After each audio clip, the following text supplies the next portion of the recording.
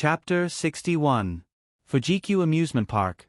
Just from the name, one could tell that it was a place to admire Mount Fuji. Toru Watanabe stretched as he walked down from the bus. Compared to the amusement park, he was more interested in the distant snow mountain. Perhaps it was because he was born in a village surrounded by mountains. After buying the tickets, the group of 7 walked into the amusement park. First, it was a French fairy tale town. The idea came from the cartoon and picture book, The Story of Casper and Lisa. The girls were gathered around an enlarged picture book and a 3D animated character that was as big as a person in the picture book. Osamu Kunai secretly winked at Toru Watanabe, telling him to hurry up and take Rin Kiyono away from Aoya Chiki. In this world, other than himself, who would forget their friends when they're not in love? Sighing in his heart, Toru Watanabe walked toward Rin Kiyono. You came at the right time. Rin Kiyono was looking for him. I did some research and found out that this haunted house has the world's scariest haunted house in the Guinness Book of Records. You want me to play with Senpai? I heard that haunted houses allow intimate actions. It can improve the relationship between couples. Aoya Chiki said excitedly. I'm guessing she's not asking you to play with Senpai. Toru Watanabe looked at the picture book. Then who is she playing with? Me and him. Rin Kiyono answered. In a panic state, a person's subconscious reaction is the most realistic. And I'm very handsome and reliable. If Senpai chooses to rely on me when she's scared, it means that she's male. Toru Watanabe explained. Rin Kiyono added, just based on this point alone, we can't come to a conclusion, but it's a very important reference. Emu classmate, I'll have to trouble you to distract Senpai. If there's someone she knows, she'll choose to rely on someone she knows. No problem. I will do my best.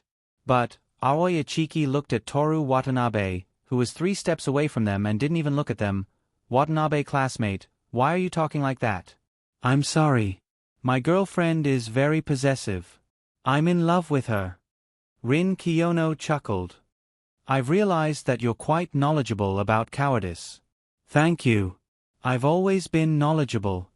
Toru Watanabe walked back to the men's team. Guojing, I suggest we go to the haunted house later.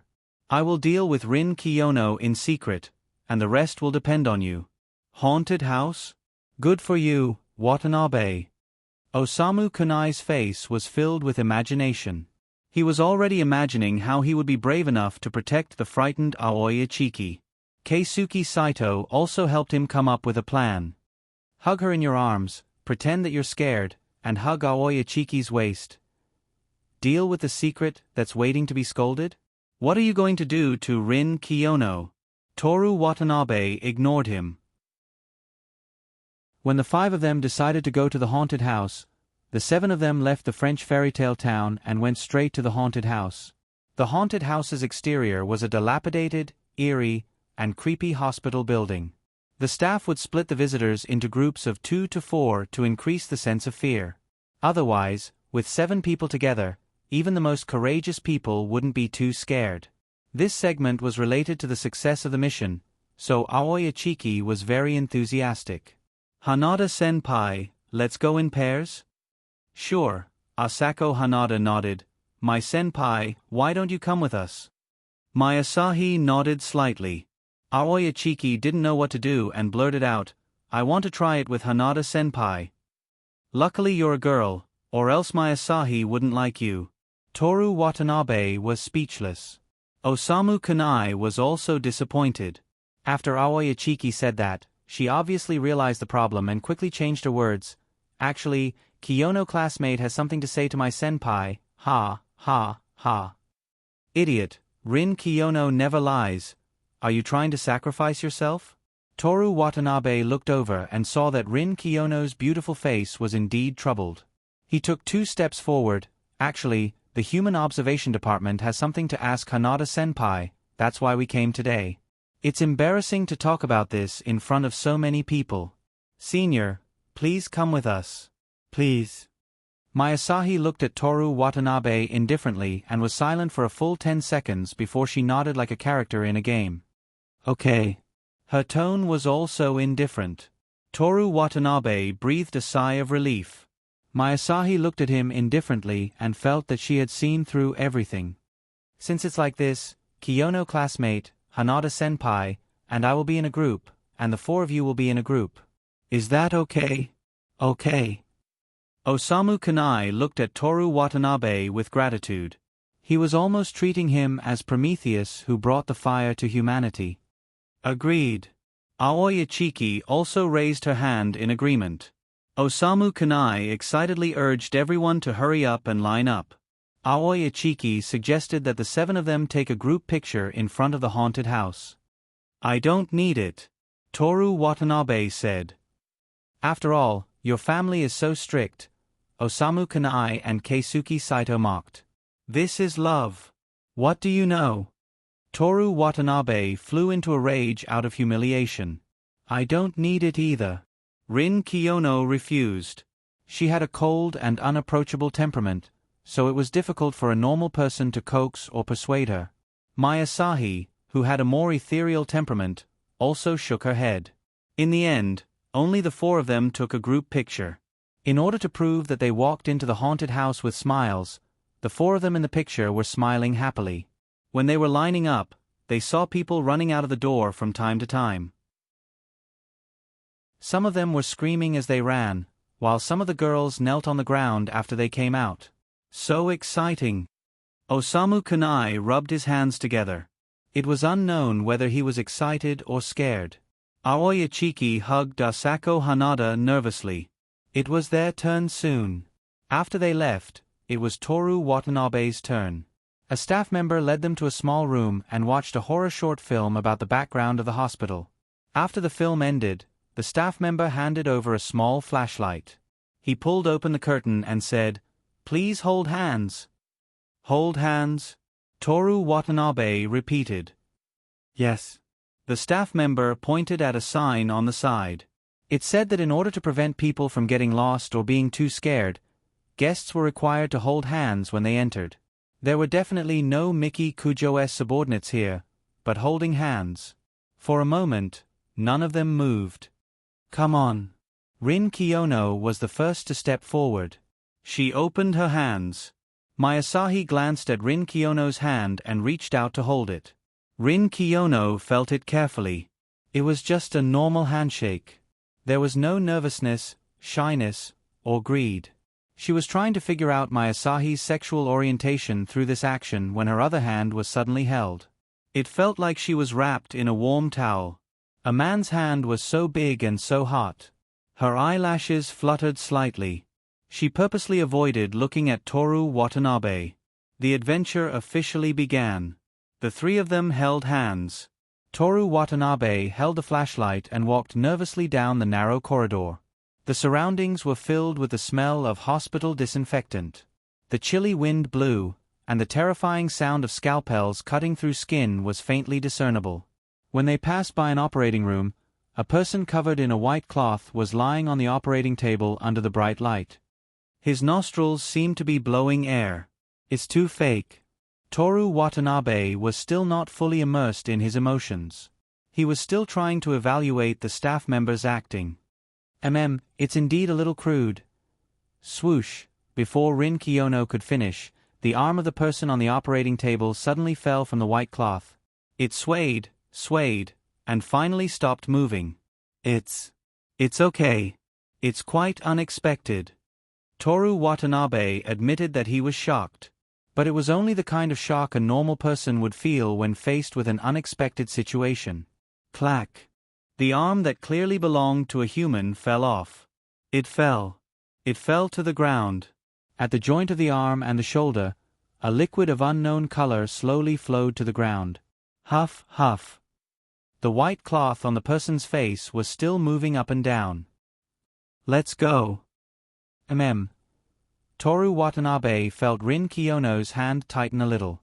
This gave him some courage. He calmed himself down and walked forward. As a man, he could not panic. Masahi followed the two of them with a calm expression. The journey was still long. The average adventure time was 30 to 40 minutes, unless they used an emergency exit midway. After that, they saw bloody handprints everywhere. Figures in white hospital gowns fell on electric fans. The smell of disinfectant gradually faded as they got used to it. Toru Watanabe and Rin Kiyono's emotions were stirred up. Although they knew that this was fake and man-made, they could not help but feel afraid. After turning a corner, they came to a corridor that resembled a morgue. Some of the long cabinets used to store corpses were sealed, some were half exposed, and some even had a woman's long hair or limbs hanging down. Toru Watanabe took a deep breath and resisted the urge to look at the things in the cabinets. The corridor here suddenly narrowed. The three of them could only walk forward in a single file. Toru Watanabe, who was holding a flashlight, took the lead. After walking for a short distance, a visible cold air suddenly came out of the cabinets.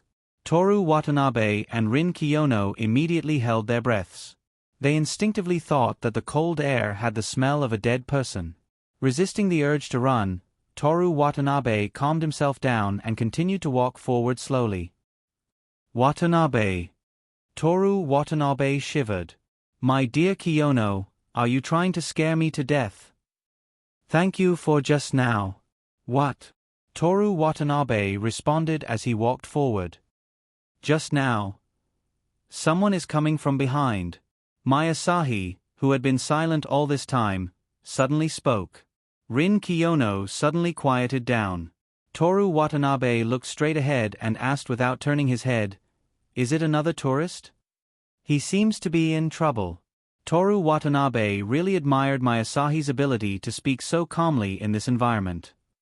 Trouble? Yeah, look. Toru Watanabe slowly turned his head. Among the rows of cabinets that were filled with cold air and displayed corpses, a person seemed to be stuck and was trying to crawl out from one of the cabinets near the ground. Hiss. What's wrong? Rin Kiyono looked at Toru Watanabe's face and asked stiffly. Let's continue moving forward. Yeah. Rin Kiyono chose not to continue asking. The three of them had only walked a few steps when they heard the sound of something crawling behind them. It seemed that something had crawled out. 3 minutes later. Watanabe seems to have left. Seems like it. Are you talking about that person just now? Masahi tilted her head slightly. He was behind us and tried to pull my ankle. Rin Kiyono suddenly grabbed Toru Watanabe's arm and forced him to walk forward. Toru Watanabe did not run, but his footsteps were quick. He always thought that haunted houses were nothing. When he was in the countryside, he went into the mountains alone in the dark and played with the village children at the tombs. To be honest, he regretted it very much now. Thinking about it carefully, the reason he was not afraid in the village was because he was born there and was familiar with every blade of grass and tree. And those tombs that did not bring about any scary atmosphere were either the ancestors of the neighboring families or his own family. As for ghost movies, other than the urban legend series for otakus, he did not seem to have seen any other ghost stories. 30 minutes later, when they were about to reach the exit, the two of them heaved a sigh of relief. Suddenly, a metal cage fell from above and covered the three of them. The sound of the cage was deafening. After it quieted down, it was the sound of the wind blowing through the throat of a mummified corpse. Woo woo, something was approaching. On the ceiling, a pale-faced zombie was slowly floating over. Rin Kiyono immediately buried her face in Toru Watanabe's arms. Toru Watanabe swallowed his saliva and looked nervously at the zombie. The zombie reached the front of the cage and slowly fell down like a feather. Its hollow eyes, which had been dug out, stared at the three of them. Toru Watanabe instinctively hugged Rin Kiyono's waist. Her warm and trembling body made him feel slightly relieved. Suddenly, the zombie let out a terrifying scream. It was as if it was sucked into a black hole and was quickly pulled back into the depths of the corridor. Toru Watanabe and Rin Kiyono both trembled at the same time. Masahi tilted her head slightly and asked softly about the sudden appearance and disappearance of the zombie. The surroundings quieted down. Then, with another loud bang, the metal cage rose up again and disappeared into the darkness. Let's go out. Okay. 3 minutes later, the three of them met up with the other four. Osamu Kunai looked excited, as if he was holding Aoi Ichiki's hand. Asako Hanada was comforting Aoi Ichiki, who was so frightened that she had become autistic. Toru Watanabe looked at Rin Kiyono as if a lifetime had passed. Kiyono. Cough, what's the matter? Rin Kiyono's face was as white as jade under the sunlight. Have you gathered any information? I did gather some information. And the result? Rin Kiyono looked at Toru Watanabe with surprise and surprise. At the very least you like men. Rin Kiyono's face turned cold. She glared at Toru Watanabe fiercely, but she didn't leave and stayed by his side. Didn't you guys have something to ask me? Mai Asahi, whose expression didn't change from the beginning, asked the two of them.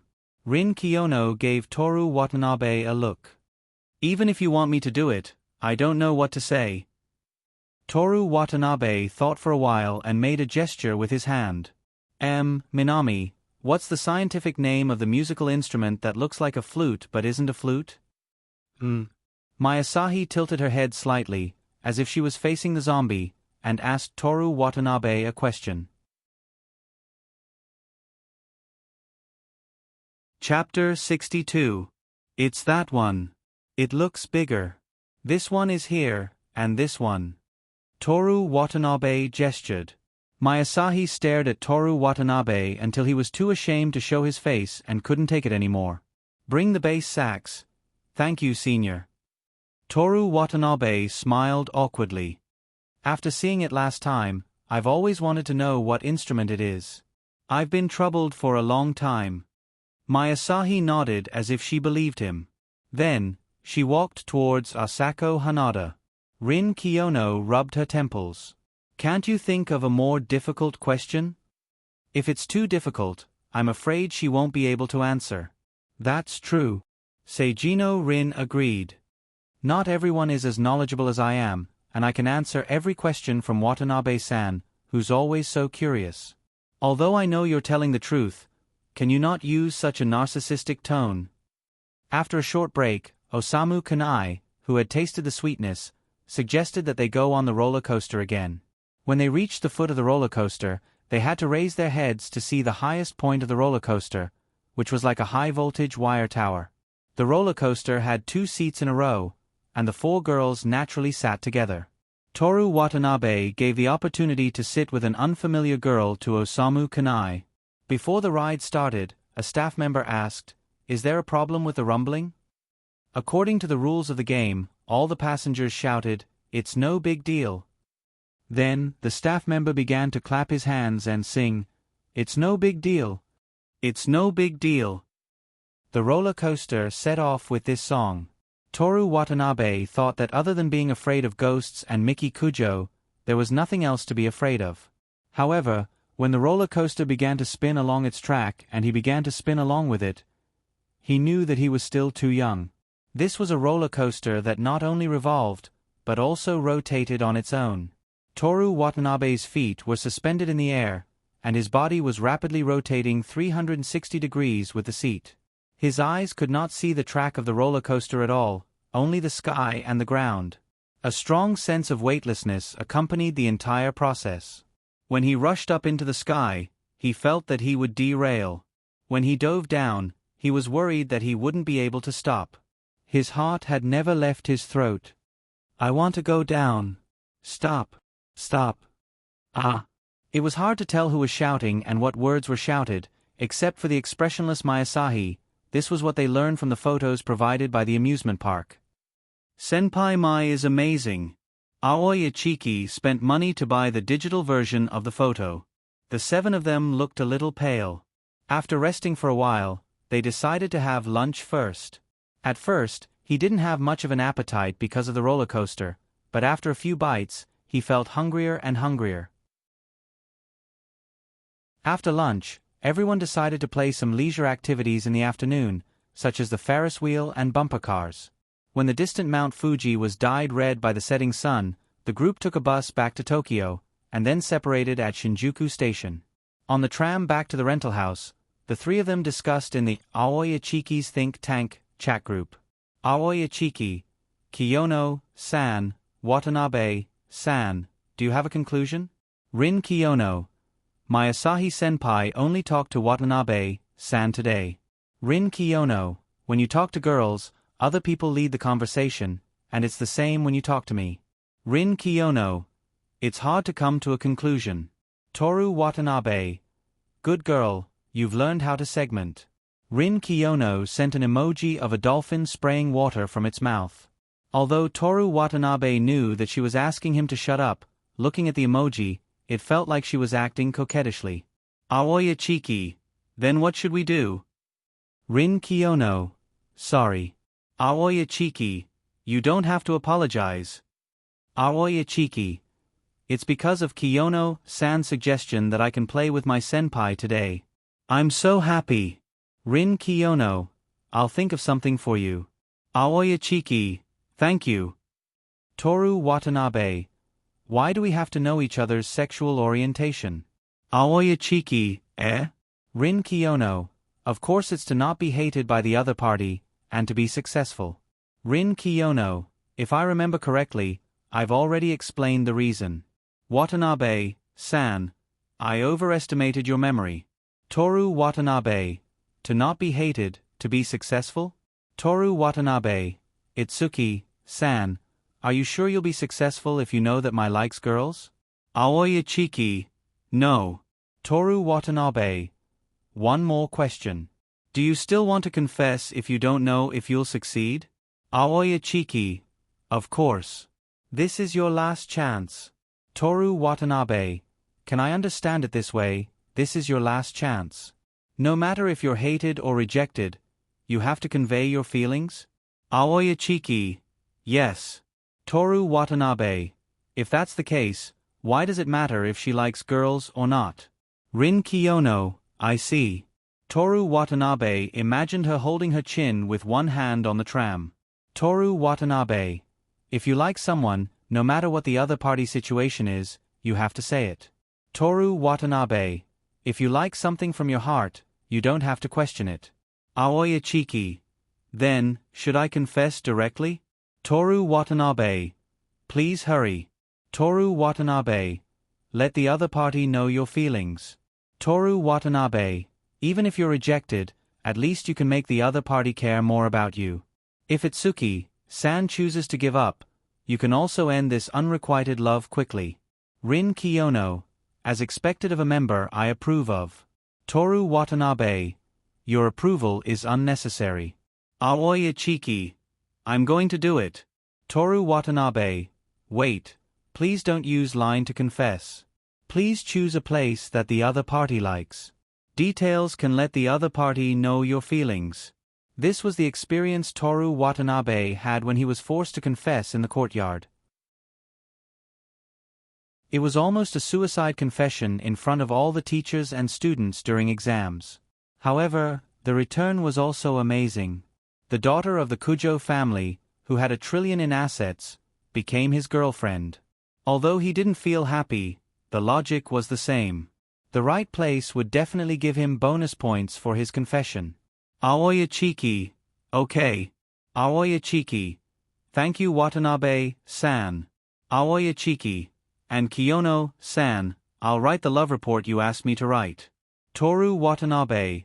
Love report? After Aoya Chiki's explanation, Toru Watanabe found out that Rin Kiyono actually asked her to write a love report about the whole process of her pursuit. It sounded complicated, but in fact, all she had to do was to write down everything that happened and Aoya Chiki's feelings. Toru Watanabe sent a friend request to Rin Kiyono and it was quickly accepted. He sent a private message. You actually went to such lengths to make me fall in love with you? You fell in love with me? Yes, just like how a researcher would treat a monkey with 3 arms. Toru Watanabe switched to the group chat and sent the dolphin spitting water emoji to Rin Kiyono. Rin Kiyono. Childish. This guy. Next stop. Shiya Station. Shiya Station. Toru Watanabe put away his phone, got off the tram, and went back to his apartment. As he opened the chain door, he thought about whether he should study for a while or go swimming at the swimming pool. When the door was opened, the narrow space of the apartment came into view. Miki Kujo was sitting on the table with her legs crossed and her arms crossed.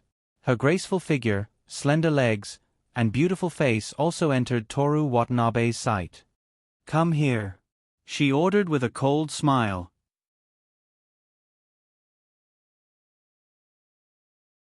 Chapter 63. Me. Miki, aren't you supposed to be overseas?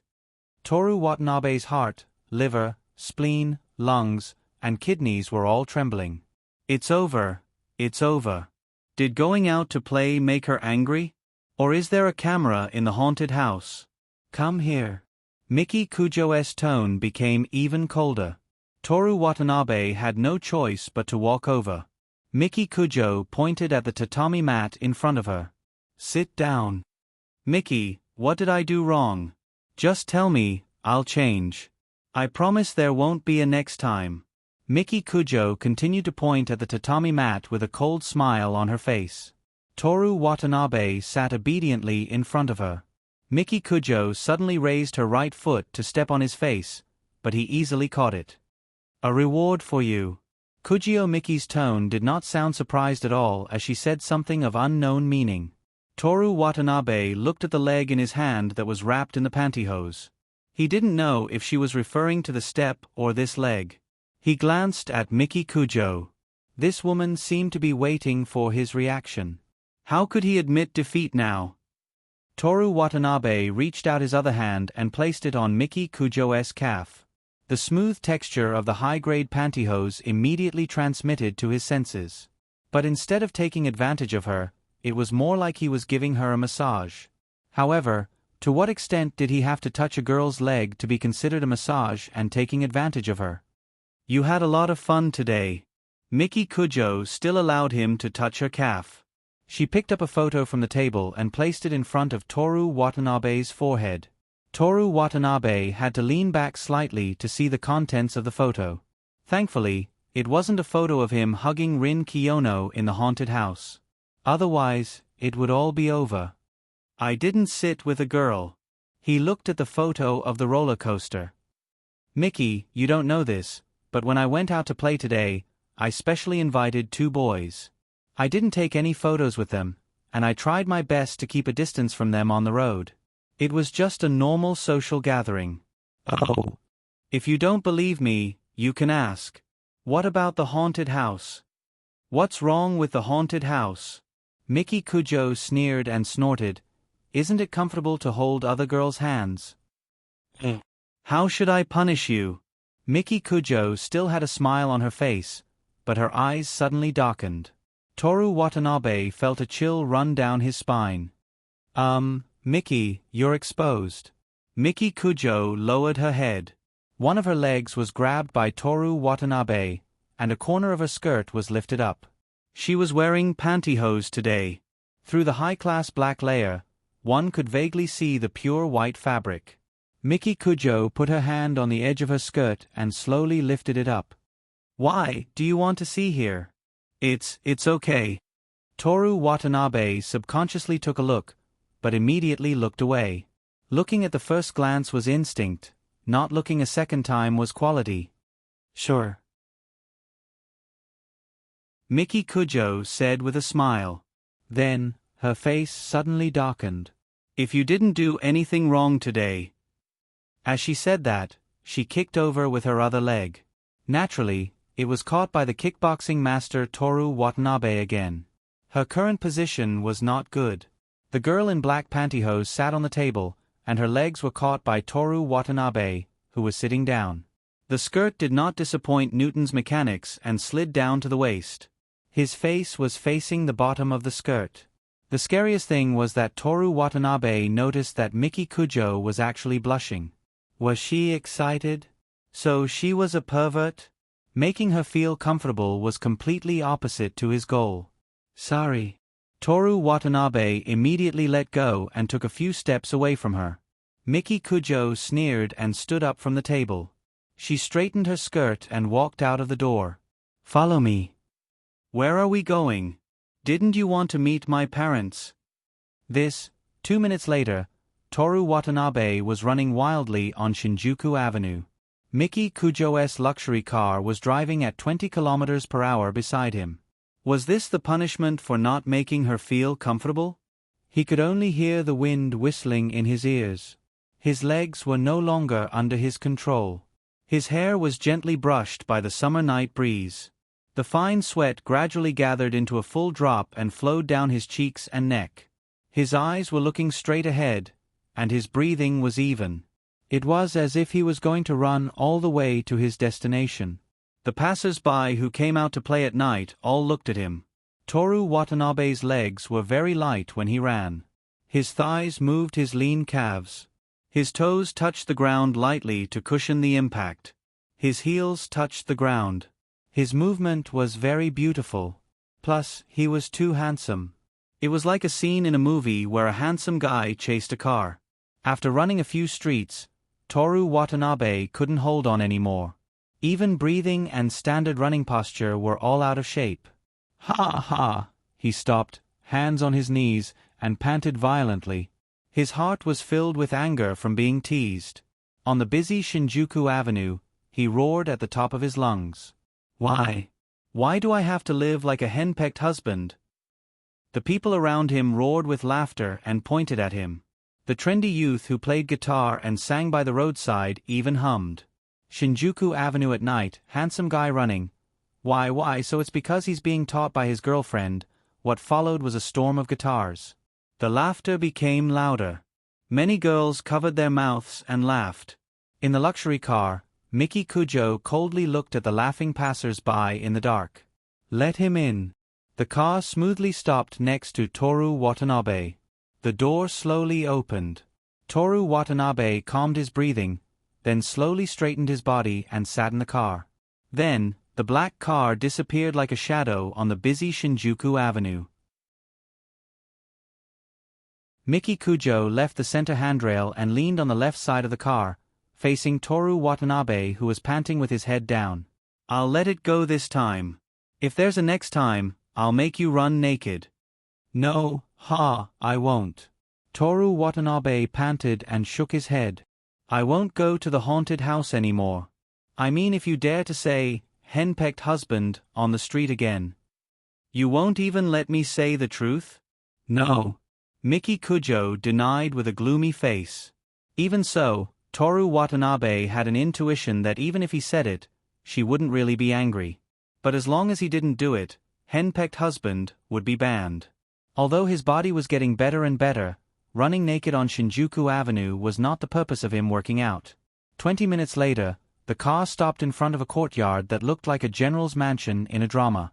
Toru Watanabe got out of the car and looked around the gate. Even if he tried to look far, he couldn't see a second house. How many bad things did one have to do to own such a large house in the center of East Kyoto? Toru Watanabe followed Miki Kujo into the house. They passed through a courtyard that was bigger than the Kanagawa High School's baseball field and finally arrived at the entrance. Mississippi, a woman in a kimono bowed. Take him to take a bath. Miki Kujo pointed at Toru Watanabe and said to the woman. Yes. By the way, use the bathroom in my room. The woman in the kimono raised her head in surprise, but quickly lowered it again. Yes. Young master, please follow me. Toru Watanabe followed the kimono woman into an exquisite and feminine room. The woman led him deeper into the room and came to a bathtub that was overflowing with water. Young master, this is hot spring water. You can take a bath here. Thank you. I'll get you some clothes. You can take a bath now. Okay, thank you. The woman's behavior was too respectful. Toru Watanabe subconsciously bowed in return. After the woman in the kimono left, Toru Watanabe looked at the flowing hot spring and criticized the evil capitalism in his heart. Then, he took off his clothes, washed off his sweat, and sat in the hot spring. As if considering that it would be hot to soak in a hot spring in summer, the room was not cold. At the same time, the temperature of the hot spring was very comfortable. Toru Watanabe moaned comfortably. Today, whether it was the bus ride, the haunted house roller coaster, or the night run, they all made him very tired. Should he just sleep? He didn't want to meet the parents. Thank you to want to be your astronaut, and Crazy Domain for their tips. Thank you for your recommendation.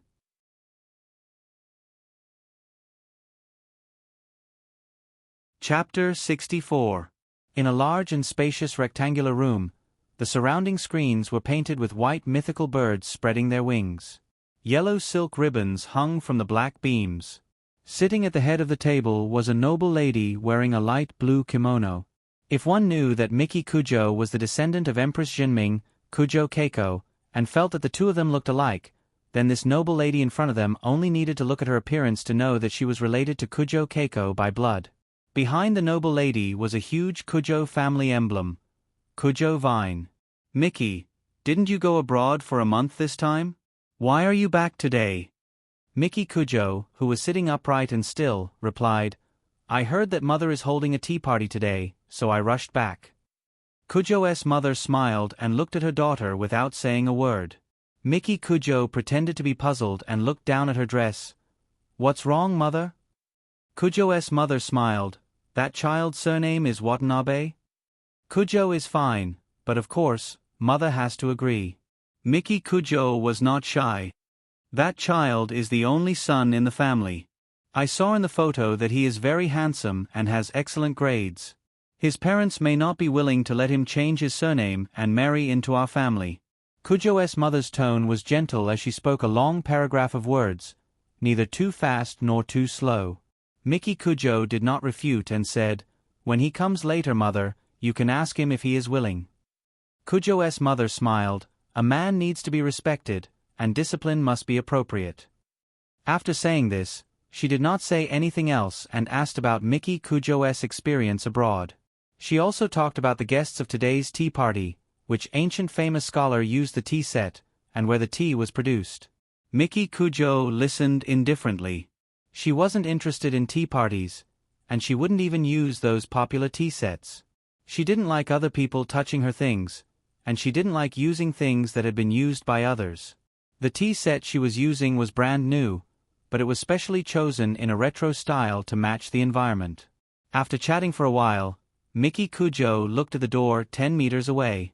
Kujo's mother noticed her daughter's behavior and put down her teacup. What's wrong? Miki Kujo didn't answer her mother's question. Instead, she ordered Jing Lu, who was guarding the door, Go and see if he drowned. If not, help him. Yes. Kujo's mother smiled as she watched Jing Lu leave. She teased, It seems that she hasn't been tamed yet. There's still a lot of time left. It's more interesting this way. Kujo's mother shook her head helplessly. As long as nothing happens. After a while, Shizuru led the reluctant Toru Watanabe into the room. Kujo's mother looked over. At this time, Toru Watanabe had changed into a kimono with a white lining, revealing only the collar, and the black feather on the outside like a robe. He had just woken up lazily, and his handsome face was a little reluctant, showing the unique style of a handsome young man. Miki Kujo observed her mother's expression and saw a trace of satisfaction in her eyes. She smiled proudly. But when she turned her face and looked at Toru Watanabe, she had a gloomy expression. Toru Watanabe, who was sleeping well, was awakened by Jing Lu's words. Miss asked me to ask you, did you drown? He was still in a daze when someone helped him change into a kimono. The room in front of him was so big that he didn't know where to sit. Toru Watanabe had no choice but to sit down next to Miki Kujo and imitate her. Miki Kujo glanced at him and introduced her. This is my mother. Nice to meet you. I'm Toru Watanabe, Miki's boyfriend. Toru Watanabe bowed his head. Kun Watanabe, hello. Kujo's mother responded gently. Miki Kujo suddenly stood up. Mother, you talk to him. I'll go change. Okay. After Miki Kujo left, Kujo's mother looked at Toru Watanabe, who was uncomfortable, and said with a smile, Miki has troubled you. No, Miki is very good. I know that child's temper. You must have suffered a lot. Kujo's mother looked at Toru Watanabe kindly as if she was looking at a child. Miki is just a little spoiled. She has a good nature. I like that about her. Kujo's mother smiled happily. That's good. I'll have to trouble you in the future. If she loses her temper, you can come to me at any time. I'll help you teach her a lesson. I'm the one. What a good mother. It seemed that Miki Kujo's temperament was her own problem, and not because of her family's upbringing. After that, Toru Watanabe talked about some interesting things in the countryside, and also talked about the midterm exam. Kujo's mother asked a few detailed questions from time to time, and the two chatted happily. After a while, a servant came in and said that a guest of today's tea party had arrived. Then, one after another, rich women in kimonos stepped into the room. Some of them even brought women with them. These people were all wearing expensive kimonos. After Kujo's mother greeted them, she introduced Toru Watanabe to everyone. Toru Watanabe had to salute them one by one. Among them, there was even Rin Kiyono's mother. The two of them looked very similar. She was a beauty who always had some worries between her eyebrows. When almost everyone had arrived, Miki Kujo, who had changed her clothes, appeared like a grand finale princess. She also changed into a kimono. The bright red kimono that dragged on the ground showed a beautiful color. There was an orange-red embroidered belt around the waist. Kujo vines were embroidered on the cuffs with black thread. There were citrus flowers in full bloom on the skirt. Even such a gorgeous kimono didn't steal the limelight at all. Instead, it set off Miki Kujo's beauty. She tied her hair into a bun at the back of her head with a hairpin. Her delicate and beautiful face looked straight ahead. In this room, everyone was wearing gorgeous kimonos. Toru Watanabe was already dazzled. He almost couldn't tell who was who. However, as soon as Kujio Miyoshi entered, it was as if she was the only one left among the vibrant colors. Although she was usually the center of attention and spoke in a commanding tone, it was the first time she showed her elegant and noble side. Miki Kujo walked to Toru Watanabe's side and slowly sat down. When the two of them were close, Toru Watanabe noticed that there was a small chrysanthemum painted on her chest. As he was looking, Kujo's mother whispered something to Miki Kujo. Then Miki Kujo gave him a satisfied smile, which scared him. That devilish smile seemed to be saying that his death was coming. Just when Toru Watanabe was thinking about what he did wrong, the tea party began. The servants entered in a single file, bringing in snacks and a box of tea sets. Kujo's mother smiled and said, "Miki, give me some tea." "Yes." Miki Kujo responded. She stood up and walked to the stove in the middle of the room. She used a pot of tea and began to boil tea. Toru Watanabe looked at her carefully out of curiosity. Her movements of ordering tea were neither fast nor slow. The pitcher, teapot, ladle, and other tea sets were put back in order after they were used. It was obvious that she had already memorized every step and was already very familiar with it. Although Toru Watanabe couldn't understand, from the posture of her chest to her knees, he could appreciate her elegant bearing. It was already dark outside. The light in the room wasn't very bright. Miki Kujo's hair, gorgeous kimono, and small hands all reflected the soft light. Around her, there seemed to be flowers blooming and butterflies dancing gracefully. Toru Watanabe found it hard to connect the Miki Kujo at this moment with the girl who smiled and ordered the killing. After the tea was brewed, Toru Watanabe drank it. He didn't understand these things. It didn't taste as good as barley tea. "Kuan Watanabe, how's Miki's tea?" Kujo's mother asked. It's like the beginning of summer." Because it was the beginning of June, it was the beginning of summer. If this tea party was held in spring, Toru Watanabe would say that it was the fragrance of young leaves. In short, it was suitable for the occasion. Toru Watanabe stole a glance at Rin Kiyono's mother, who was drinking tea. He was worried that she had the ability to see through lies. "Kuan Watanabe has also practiced the art of tea?" Kujo's mother continued to ask. "No, but it tastes good." Kujo's mother nodded gently and called for the others. By the time the second person started to order tea, Toru Watanabe couldn't take it anymore. He said to Miki Kujo's little ear, "My legs are numb. Can you change your position?" Sitting upright was too torturous. It was like kneeling as punishment. Toru Watanabe was able to persevere until now because of the results of training and his strong willpower. He was also worried that Miki Kujo would be dissatisfied. Now he just wanted to sit cross-legged or stand up and walk. Miki Kujo looked at him closely. Seeing Toru Watanabe's pained face, she smiled. She stood up and motioned for Toru Watanabe to follow. Toru Watanabe breathed a sigh of relief. He supported himself on the tatami and slowly stood up. He followed her out of the room and into the corridor. He stomped his feet. "I'm so tired. When will the tea party end?" Miki Kujo walked slowly without saying a word. Toru Watanabe could only follow behind her. He had to be careful not to step on her kimono that dragged on the floor. "What did my mother say to you?" Miki Kujo suddenly asked. About that. She said that you like to throw tantrums and asked me to take care of you. I said that I like your little temper.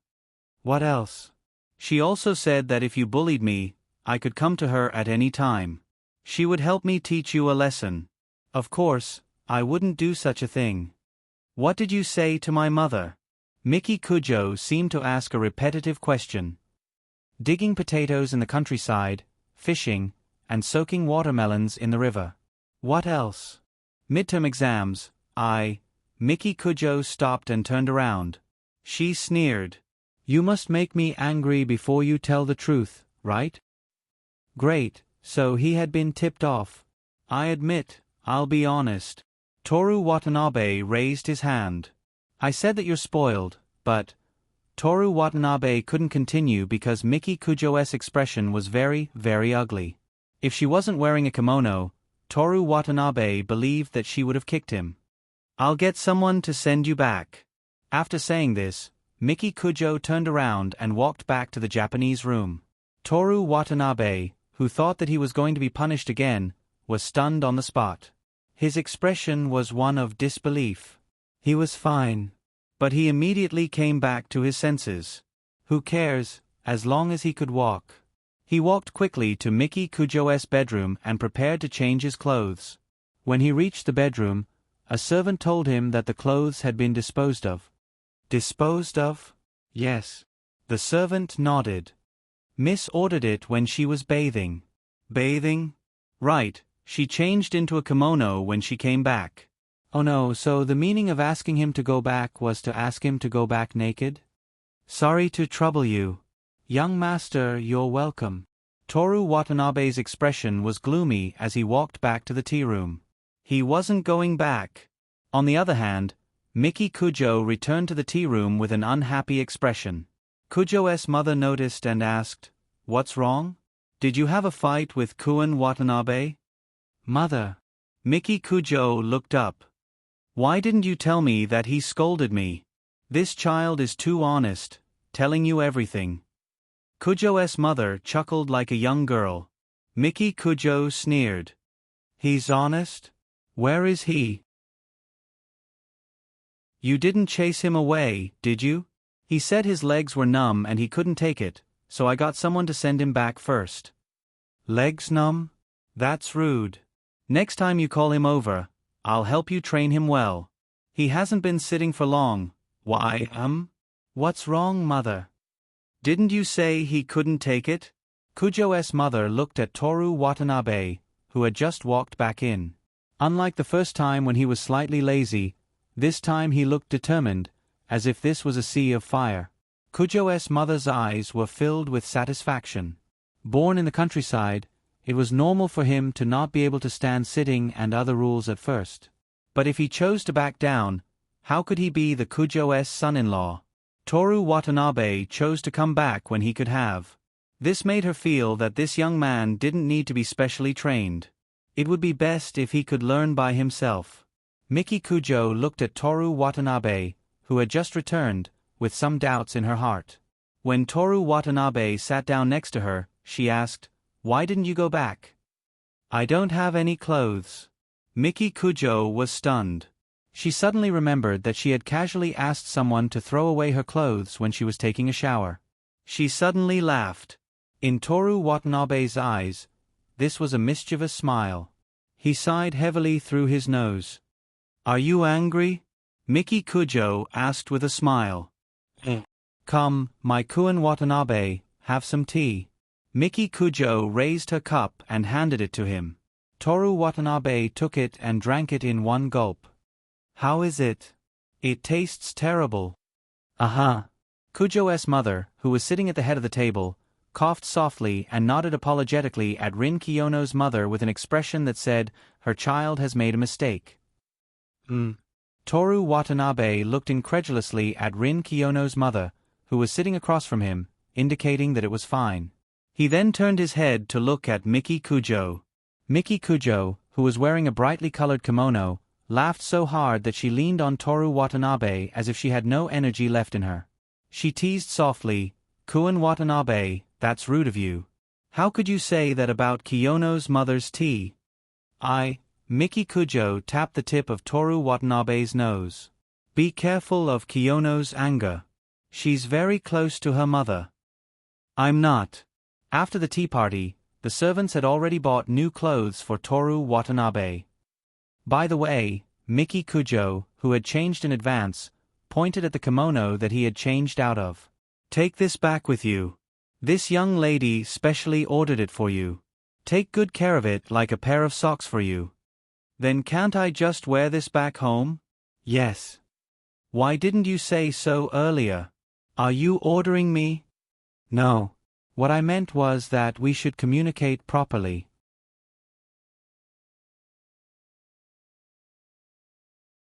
Chapter 65. On the next Monday, Toru Watanabe had no choice but to go to the Human Observation Department's activity classroom after school because of Seigo Rin, who claimed that he wouldn't get angry but would still throw a tantrum. "I'm going to confess during the summer break. If I fail, I'll have some time to adjust my mood. If it wasn't for the summer break, I'm afraid I wouldn't come to school the next day."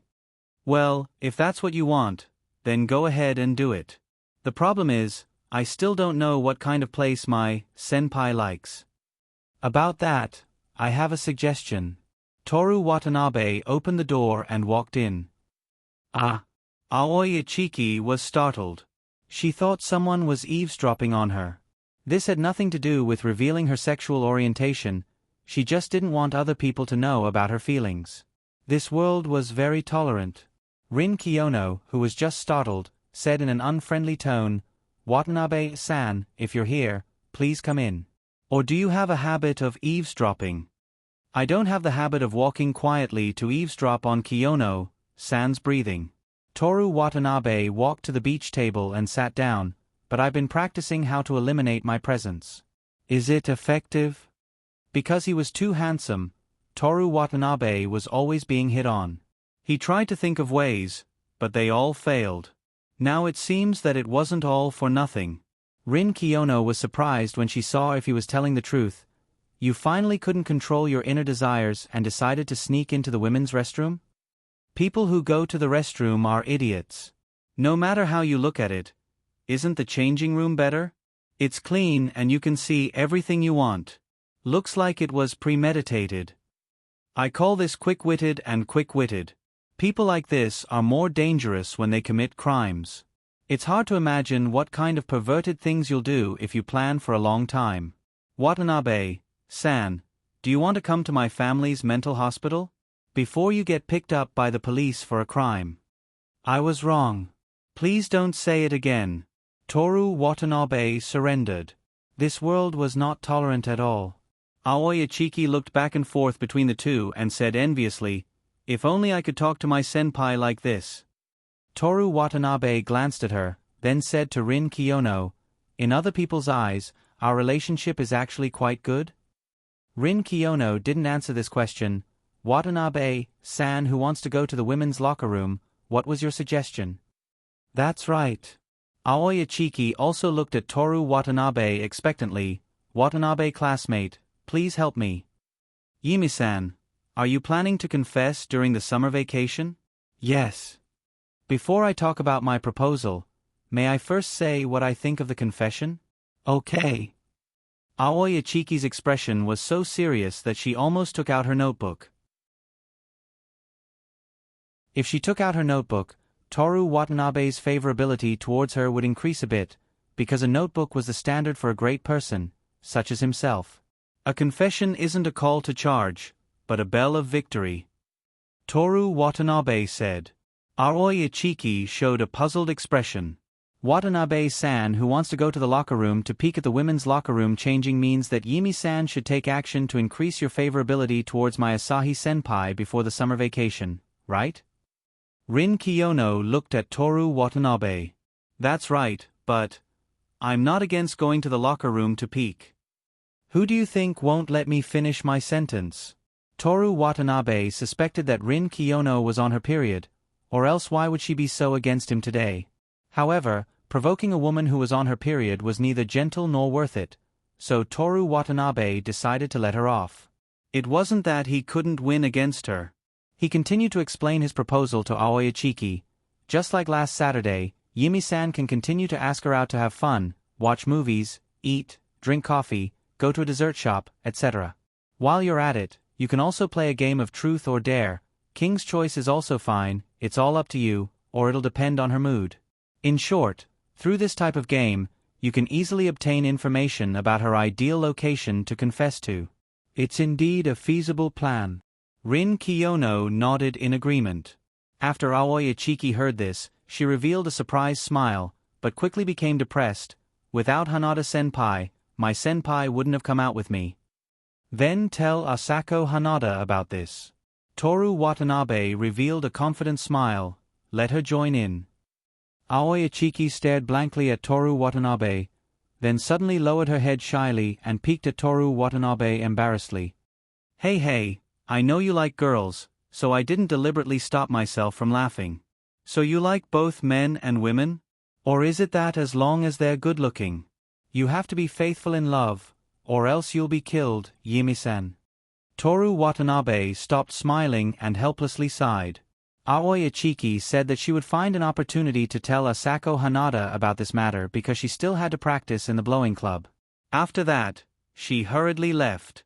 Toru Watanabe flipped open his notebook and quickly reviewed it from beginning to end, then continued to learn Spanish. Rin Kiyono walked to the window and made tea with the new tea set she brought. Here. Oh, thank you. Toru Watanabe took the disposable cup from Rin Kiyono's hand. Rin Kiyono stood motionless and looked at Toru Watanabe. Toru Watanabe thought for a moment, then took a sip of the tea that was prepared on the table. Before he could say anything, Rin Kiyono smiled faintly. Watanabe-san, is it the taste of early summer, or is it disgusting? So it's not a period? Period. Seino Rin sighed helplessly. Watanabe-san, it looks like your parents don't need to worry about your future. There's no place safer than prison, and your life is more secure. I thought that after the incident at the haunted house, we became slightly closer. What a pity. Toru Watanabe pretended to be sad and took another sip of tea. Just as he was carefully comparing the tea made by Miki Kujo and Kiyono and came to the conclusion that it was not as good as the barley tea from the convenience store, Rin Kiyono hugged the plate with both hands and said in an inaudible voice, Yes, we are closer. But we can only be considered acquaintances. If you want me to go on a date with you alone, that's impossible. What are you talking about? I have never thought of going on a date with you. Also, even if we are acquaintances, that's not the reason you said that my mother's tea is disgusting. We are not close to the point where you don't need to be so polite. Didn't you say that you want me to be honest? Is the tea really disgusting? Rin Kiyono's eyes shone brightly. If this was a game, there would be a lie detection power 100% written on her head. Toru Watanabe could only avoid Rin Kiyono's gaze and look at the rain outside the window. He did not lie, nor did he tell the truth. In short, it's not good. So it's really her period, right? Moreover, it's a rain day.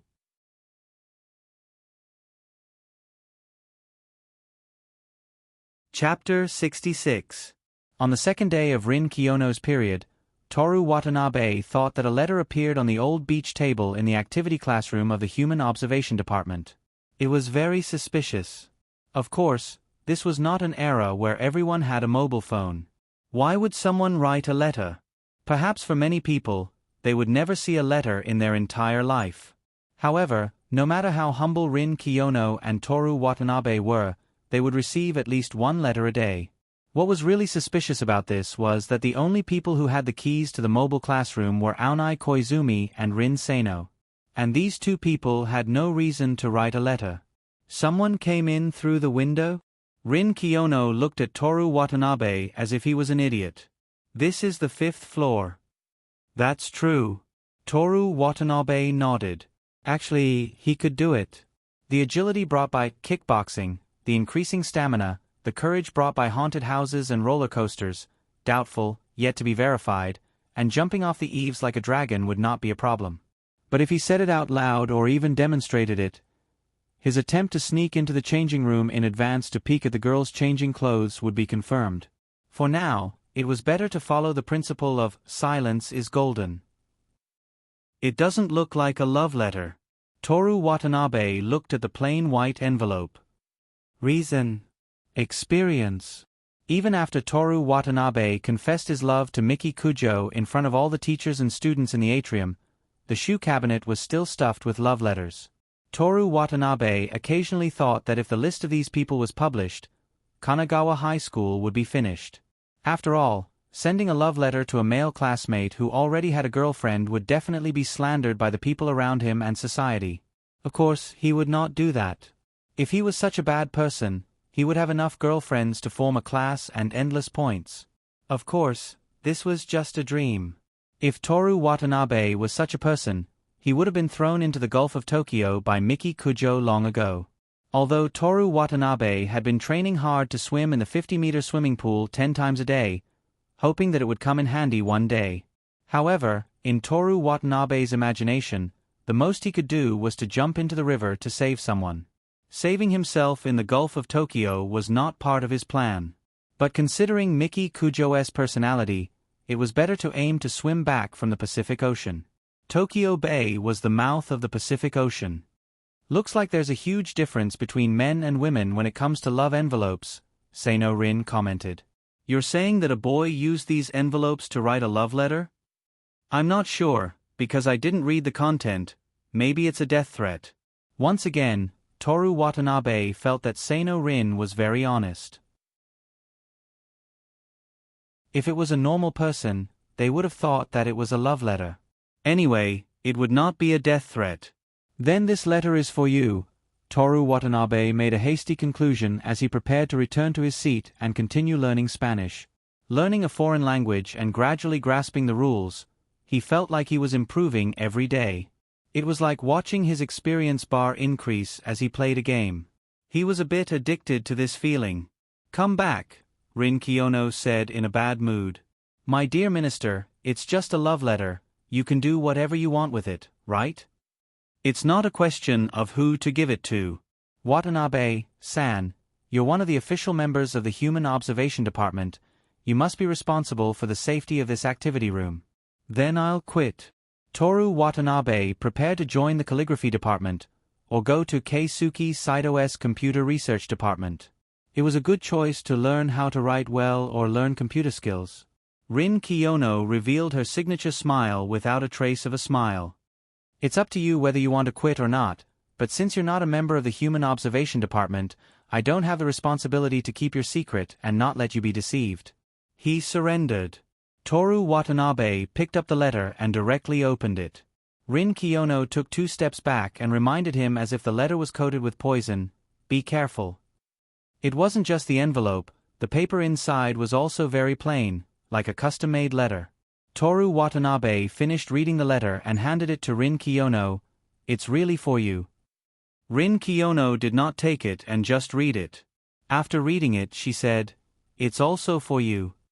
No, it's definitely for you. Watanabe-san, as a member, you should be able to easily deal with such a small matter, right? Kiyono-san, what's with that? I believe in your ability, work hard, and I'll promote you to the class president next year expression? So what if I'm the class president? Rin Kiyono sneered, From now on, you're the vice president, and I give you full authority to deal with this matter. In real life, The vice president's position was indeed higher than the class president's, but the vice president of a high school club. Moreover, there were only 3 people in this club, and the other one was Miki Kujo, who he could not afford to offend. Toru Watanabe said helplessly, "Kiyono-san, I thought you didn't joke?" "I just don't joke about lying."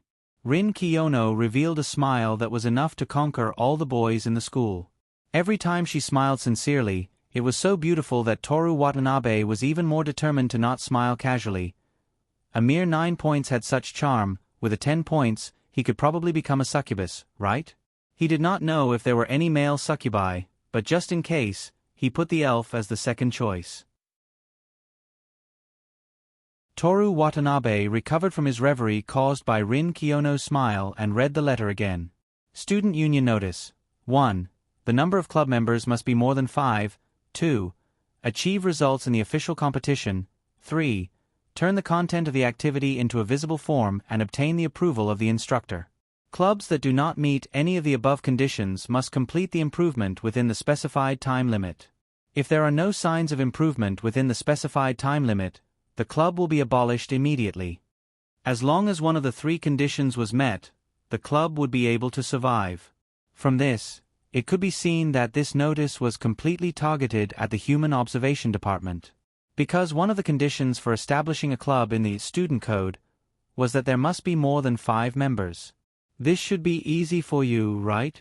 Toru Watanabe said, the same way you established the Human Observation Department, now you can deal with the Student Union. The establishment of the Human Observation Department was proposed by the school. I didn't do anything. The difference was too big. Toru Watanabe was about to cry. Why did the school think about how to deal with him when he did not join a club, but when it came to Rin Kiyono, the school thought about how to establish a club that she liked. It must be because of her academic performance, right? That must be it. Toru Watanabe decided to continue believing in the fairness of the world, and was prepared to study harder. Why don't you talk to the principal? Toru Watanabe, who decided to believe in the fairness of the world, suggested.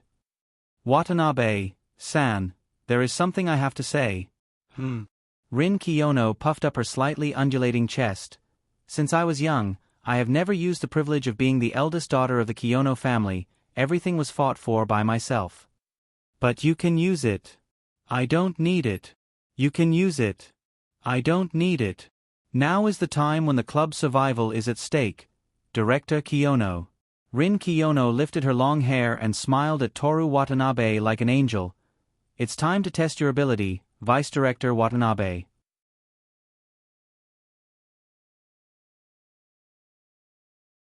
Chapter 67. Of the 3 conditions, the easiest one was to achieve good results in an official competition. With Rin Kiyono and Toru Watanabe's abilities, all they needed to do was coincidentally hold a competition at the right time. But perhaps many people had already forgotten, so it was necessary to reiterate the mission of the Human Observation Department. As the name suggested, the Human Observation Department, which was founded by Rin Kiyono, was to observe the changes and reactions of humans under certain circumstances. So far, 3 activities had been carried out. Deliberately provoking the Literature Department. Helping students who needed to take a makeup exam to increase their deviation by 40 points in a short time. And how Vice Minister Watanabe was able to resist falling in love with Vice Minister Kiyono under her various tactics. They had no idea what the purpose of these activities was. Although there were many organizations with unclear purposes, there were even more that pretended to be sheep's head and dog's meat. For example, the light music department that drank tea all the time, the classical literature department that was obsessed with solving mysteries, the modern cultural research department that only read manga and light novels, and the service department that pursued authentic objects.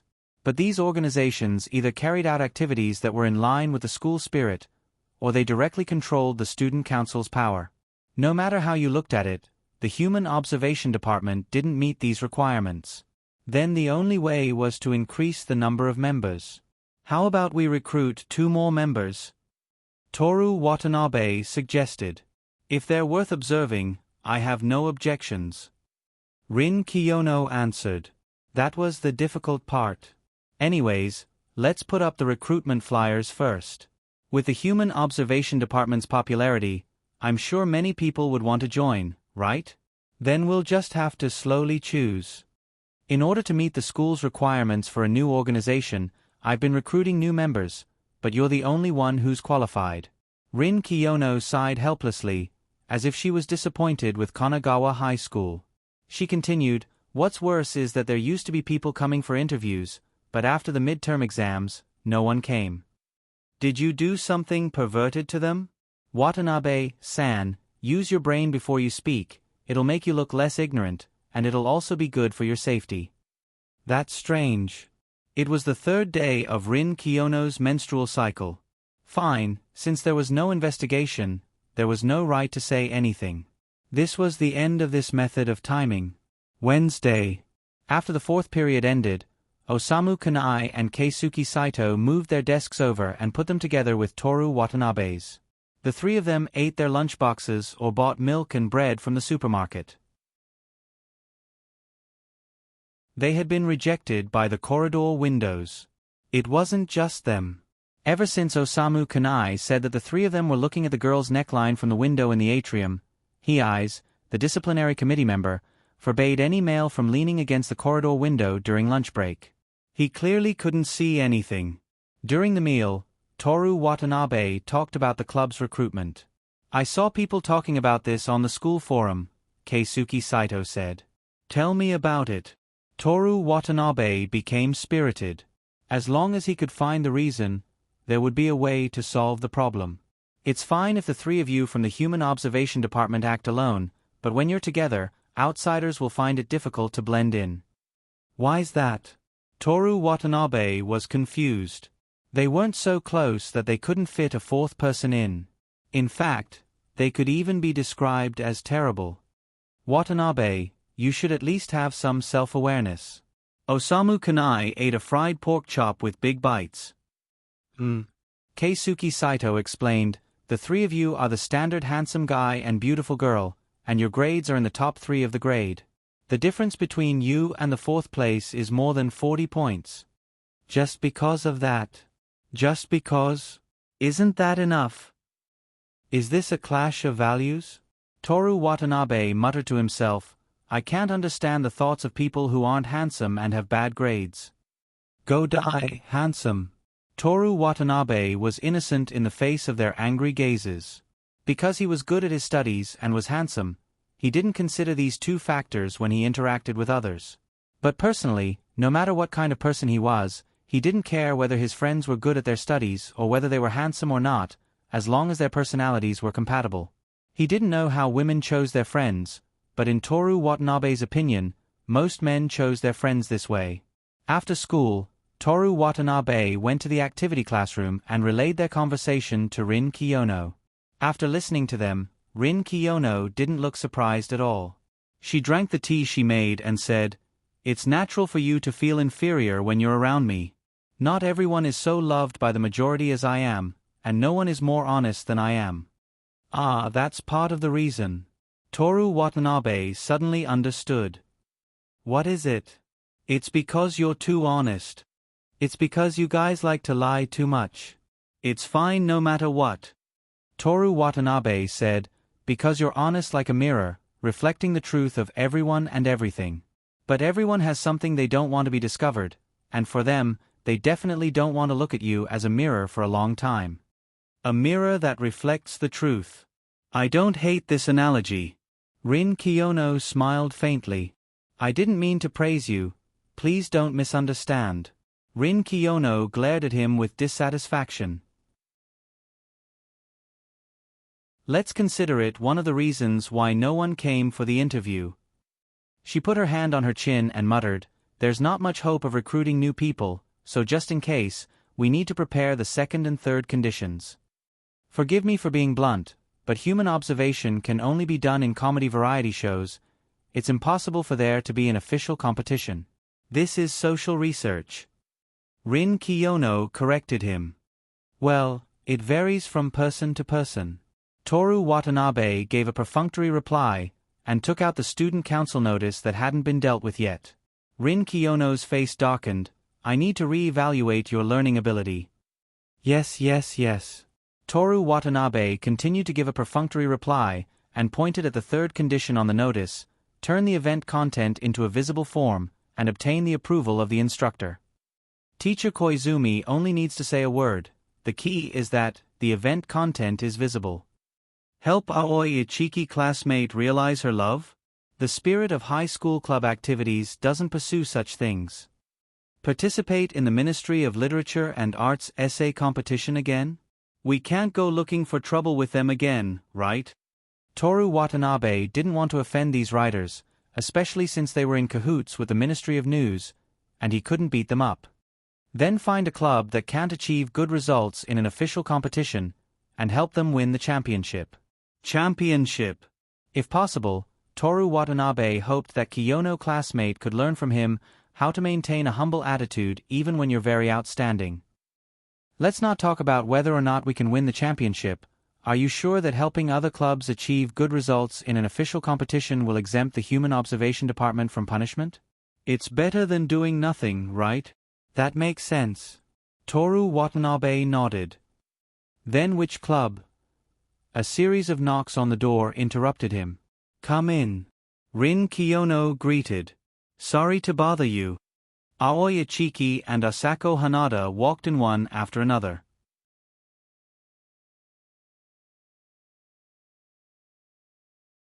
Chapter 68. Seeing the two of them, Toru Watanabe couldn't help but ask the question in his mind, are the activities of the blowing club that easy? Aoi Ichiki paused, then looked at Asako Hanada. Asako Hanada looked at Toru Watanabe without saying a word, then quickly lowered her head. Sorry, I'm just a bit sensitive about the activities of the club. You don't have to answer me. Toru Watanabe raised his hands and gestured for them to stop talking. But then again, the goal of the blowing club was to enter the Tokyo University tournament. If they wanted to enter the national tournament, they should be practicing hard. In April and May, they were practicing hard. The proof was that they could hear the sound of practicing during lunch and after school. But in June, the sound of the instruments became intermittent. Was the rainy season not suitable for playing? I've already told Hanada-senpai about this. The reason they came to the Human Observation Department was self-evident.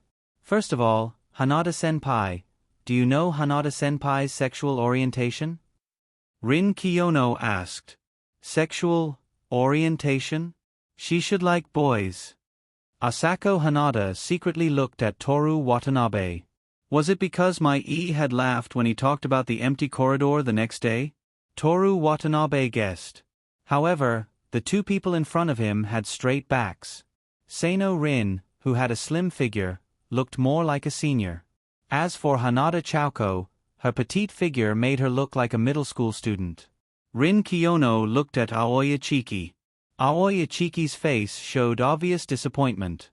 Obviously, she already knew the answer to this question from Asako Hanada. Asako Hanada hurriedly comforted her. Iki-senpai, I'm not sure either. Yeah. Aoi Ichiki weakly replied. Student Itsuki, do you still want to continue? Rin Kiyono asked.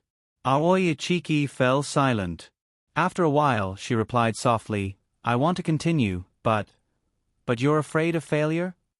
Rin Kiyono continued for her. If I knew that I would definitely fail, I might as well maintain our current relationship. That way, I can continue to stay by senior's side. During the meeting on Monday, Aoi Ichiki promised that she would confess regardless of whether she succeeded or failed. But now that he knew that the probability of failure was very high, he was afraid of being hated. He was worried that his confession would worsen their relationship, so he regained the upper hand. Toru Watanabe had never liked anyone, but he could understand this feeling. Then let's stop here.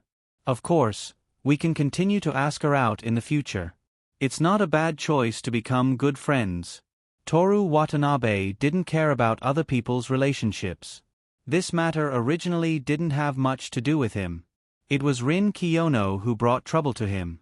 Compared to this, he wanted to quickly solve the crisis of the abandoned club, learn Spanish, and think of a way to deal with Miki Kujo.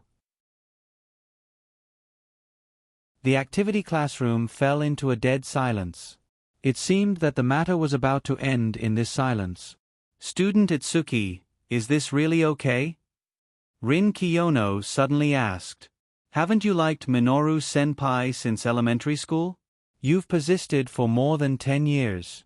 Is it really okay to give up without any results? Aoi Ichiki couldn't help but lower her head.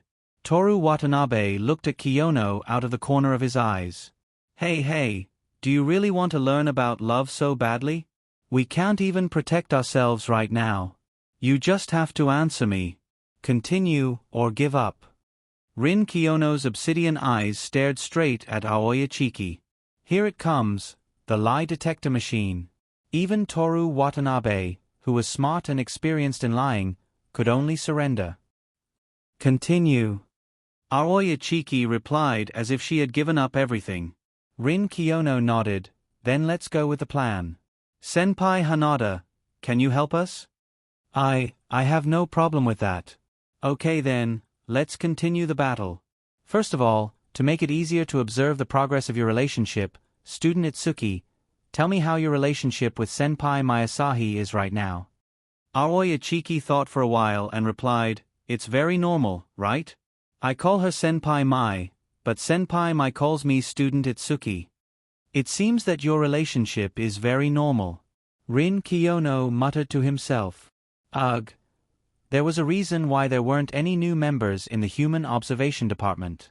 Other than the amazing Toru Watanabe, who else could endure this kind of truth for a long time? Asako Hanada hurriedly comforted, don't be sad, student Itsuki. If your relationship is very normal, it means that even if the confession fails, it won't get worse. Ugh. Please let her go. Looking at Aoi Ichiki who was about to die, Toru Watanabe felt pity for her and said, there's no need to really care about how you address each other. Some people are very close, but they call each other by their surnames. Some people obviously hate each other, but they call each other by their names. Really? Of course, there are people like that everywhere. Toru Watanabe affectionately called his girlfriend Miki. She was the only person of the opposite sex he would call by her name. But the two of them were stabbed 6 times, injected with succinylcholine twice, and forced to race with a car on Shinjuku Avenue, so Toru Watanabe wasn't lying at all. But, directly calling each other by their names, shouldn't there be a special meaning to it? Calling each other by their names so casually, only frivolous people would do that. Asako Hanada completely disagreed with Toru Watanabe's point of view. This guy had already forgotten about comforting his junior. Well, I guess you're right then. Toru Watanabe thought of his first girlfriend, Yoshimi Tamamo, who would casually call him Toru. Ugh. Aoi Ichiki was about to whimper like a puppy. I'm sorry. I just said it casually.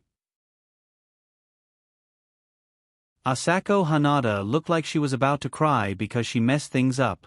I'm really worried about her future child's IQ. Toru Watanabe silently mourned for 0.1 seconds in his heart. Mayasahi Senpai shouldn't be a frivolous person. Itsuki-san, please accept the fact that your current relationship is very ordinary. Rin Kiyono said. Yeah. Aoi Ichiki was too pitiful. I know, if you don't accept reality, you won't be able to truly move forward.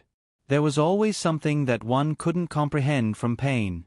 Aoi Ichiki sorted out her emotions, and curiously asked, Kiyono-san, among your peers, do you have a girl of the opposite sex who you call by her name? No. Rin Kiyono answered. What about girls? No. She answered again. Aoi Ichiki was a bit embarrassed, and turned to ask Toru Watanabe, what about Watanabe-san? I don't have a girl of the same sex. If it's a girl of the opposite sex, Miki Kujo. I see. Aoi Ichiki nodded. What about Hanada-senpai? I don't have a girl of the opposite sex, but I have a few friends of the same sex. Asako Hanada answered in a low voice. You 3 can call me by my name, I don't mind. Aoi Ichiki smiled and said to the 3 of them. I don't need it. Rin Kiyono rejected without thinking. Okay, if it's Kiyono-san, she'll definitely answer like that. Me too, I can't do that. Asako Hanada slightly turned her face to avoid Aoi Ichiki's expectant gaze. Senpai. That's because Asako Hanada took a deep breath and said in a firm tone, only people who are really close can call each other by their names. Okay. Aoi Ichiki looked pitifully at Toru Watanabe. Watanabe-san, you won't reject me too, right? If he had known, he would have been the first to answer. Toru Watanabe sighed. He had no choice but to agree. Moreover, the other party was a Yuri who liked girls, so they could be considered as a girl. But I'm sorry. Aoi Ichiki laid down on the table. Her hair that was standing up due to the rain had lost its strength. Rin Kiyono laughed at Toru Watanabe. It seems that Miki Kujo has tamed you very well. It's not because of that. Actually, there was a part of the reason. Watanabe-san is lying to me again. Rin Kiyono mocked and pretended to be surprised. Toru Watanabe had no choice but to tell the truth. If we're good friends, calling each other by their names is of course not a problem, no matter if they're male or female. But think about it, I didn't even do that to you, so wouldn't it be too fake if I suddenly called Itsumi classmate's name? Rin Kiyono stared straight at Toru Watanabe. What's wrong? Toru Watanabe felt uncomfortable being stared at by her. Idiot. Why are you scolding me? Rin Kiyono put her hands in front of her mouth and coughed embarrassedly. Aren't you making Itsumi classmates sadder by saying that? Think carefully about who told me to tell the truth. Let's stop talking about this. Rin Kiyono turned her face away. What we should be discussing right now is how to make my Asahi-san call Itsumi classmate Kue. Kue. Aoi Ichiki was already immersed in her beautiful imagination. Rin Kiyono looked around at the three. Do you have a battle plan? Wait. Toru Watanabe raised his hand. I won't participate. First of all, he wasn't interested in this matter. Second, he had to deal with the abandoned club. Third, if he went out with them again, he would definitely make Miki Kujo angry. No. The only one here who has been in a relationship is Watanabe classmate. Aoi Ichiki wailed. After saying that, she suddenly thought of something and asked Asako Hanada, Hanada-senpai, have you been in a relationship before? Do you have a boyfriend? No. Asako Hanada's face seemed to be in a state of congestion for most of the time. However, because she was very cute, it wasn't a problem for her to keep her face red. Unlike the muscular guys in the sports club, if they kept their face red, they would only be greeted with, classmate, are you sick? Do you want to go to the hospital? Sorry, I already have other tasks. As for your matter, let Kiyono classmate and Hanada-senpai help you. Toru Watanabe firmly refused. Rejected. Rin Kiyono said without any trace of politeness. Why? You're in charge of one thing, and I'm in charge of another. Isn't this the most efficient way? That was just now. Rin Kiyono revealed a kind smile that was full of malice. Now I've decided that the Human Observation Department is a whole, and we should face everything together. Forgive me for being blunt, but changing orders is a big taboo, Director. Please obey orders, Deputy Director.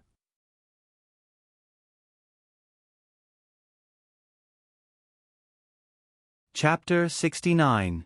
The light rain didn't stop, and the sound of the rain against the corridor windows was pleasant to the ears. Aoi Ichiki led the way in front, while Asako Hanada and Rin Kiyono talked about the situation in the band club. Toru Watanabe was at the back, admiring Rin Kiyono's long black hair. The four of them were on their way to the band club. That's why a lot of members stopped training recently. Asako Hanada said softly. I see. Ching Yilin nodded and didn't deny it. As for Toru Watanabe, he wasn't listening at all. Although the band club wasn't as good as the baseball and football clubs, it was definitely the #1 cultural club. The activity room had a thick door with soundproofing, and each club had a small classroom for practice. The total number of members was more than 80. Compared to the Human Observation Department, which only had 3 members and used the storage room as the club's classroom, The band club was like Miki Kujo's villa and Toru Watanabe's rented apartment. So many people. Toru Watanabe said with envy. What's the use of having more people? I've listened to their practice for 2 months, and besides the bass part, the rest of them are just a mob. Rin Kiyono commented without holding back. Then, she sighed and added, they actually dared to set their sights on the national competition. They're just as ignorant as Watanabe classmate who tried to challenge me.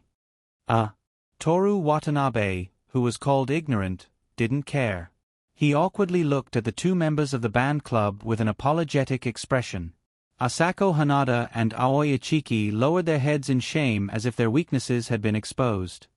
Vice Director Watanabe, Rin Kiyono said with the attitude of an elder, although there are only 2 people in the human observation department, as long as you want to, you can perform as a soloist. It seemed that she had yet to acknowledge Miki Kujo as an official member of the club. Also, even if he was telling the truth, he had to pay attention to the situation. Don't you see that the people in the wind department are looking at you with unfriendly gazes? Asako Hanada, who had also noticed the gazes of the surrounding people, hurriedly said to the 2 of them, Senior Mai is in the small classroom of the bass section, please follow me. The 4 of them left the large classroom and walked into a classroom that was about half the size of the activity classroom of the human observation department. It was too luxurious. How could a mere vocal department be so luxurious? Before Miki Kujo joined the department, the only place they could move around was the area around the beach table. In the small classroom, Mayasahi was teaching 3 people how to play the bass horn. There were 2 people sitting in the corner, holding a tuba in their hands. Toru Watanabe looked at the first cello case with the name Asako Hanada written on it. Senior Mai, Asako Hanada said softly, Junior Kiyono and Junior Watanabe would like to visit. Can you let them stay? Okay. Mayasahi replied emotionlessly. Thank you. The 2 of them thanked her and sat down on the chairs in the corner. Mayasahi was probably the leader of the bass section. In addition to teaching the first-year students, including Aoi Ichiki, she would also organize everyone to play together. Toru Watanabe glanced at Rin Kiyono, who was listening to the music attentively, and decided to use the 30% of his mysterious power that no one else knew about. This was to repay Rin Kiyono for helping him see through Miki Kujo's lies, allowing him to successfully reconcile with her, and also for helping him hide the lie of his confession. Furthermore, he also wanted to quickly end this matter. Ultraman, no, Transmigrator, Watanabe, you're the first and the last to use the system to help other people woo girls. Detector, open. The blue transparent panel displayed the girl's information. Character, Mayasahi. Age, 17. Intelligence, 7. Charm, 8. Stamina, 6. Intelligence, lacking in emotions. Has a strong desire for things that have a strong impact on the soul. Currently obsessed with Toru Watanabe's smile. No relationship records. Guide available. Toru Watanabe blinked. Linen Asami's pair of eyes that seemed to have come out from a clear summer lake were seriously looking at the music score on the stand. Her cherry-colored lips were pressed against the mouth of the horn that was filled with a sense of coldness. The gentle, broad, and soothing sound of the bass horn flowed slowly in the small classroom. Obsessed with Toru Watanabe's smile? Toru Watanabe couldn't tell that she had such a hobby no matter how hard he looked at her. But the detector couldn't be wrong. Was it because she lacked in emotions? So even if she was obsessed, there wouldn't be any actual expression? Stop. Mayasahi's emotionless and pleasant voice sounded. Continue practicing. Play again before the end. Yes. Everyone, including Aoi Ichiki and Asako Hanada, started practicing seriously.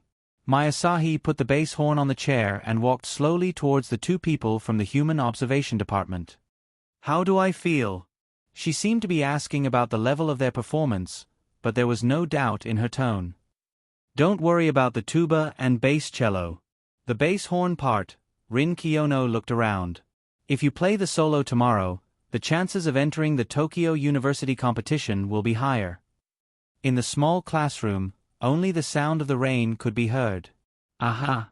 Toru Watanabe stood up awkwardly. Sorry, my department's requirements are very strict. She didn't mean that the other people's performance was bad.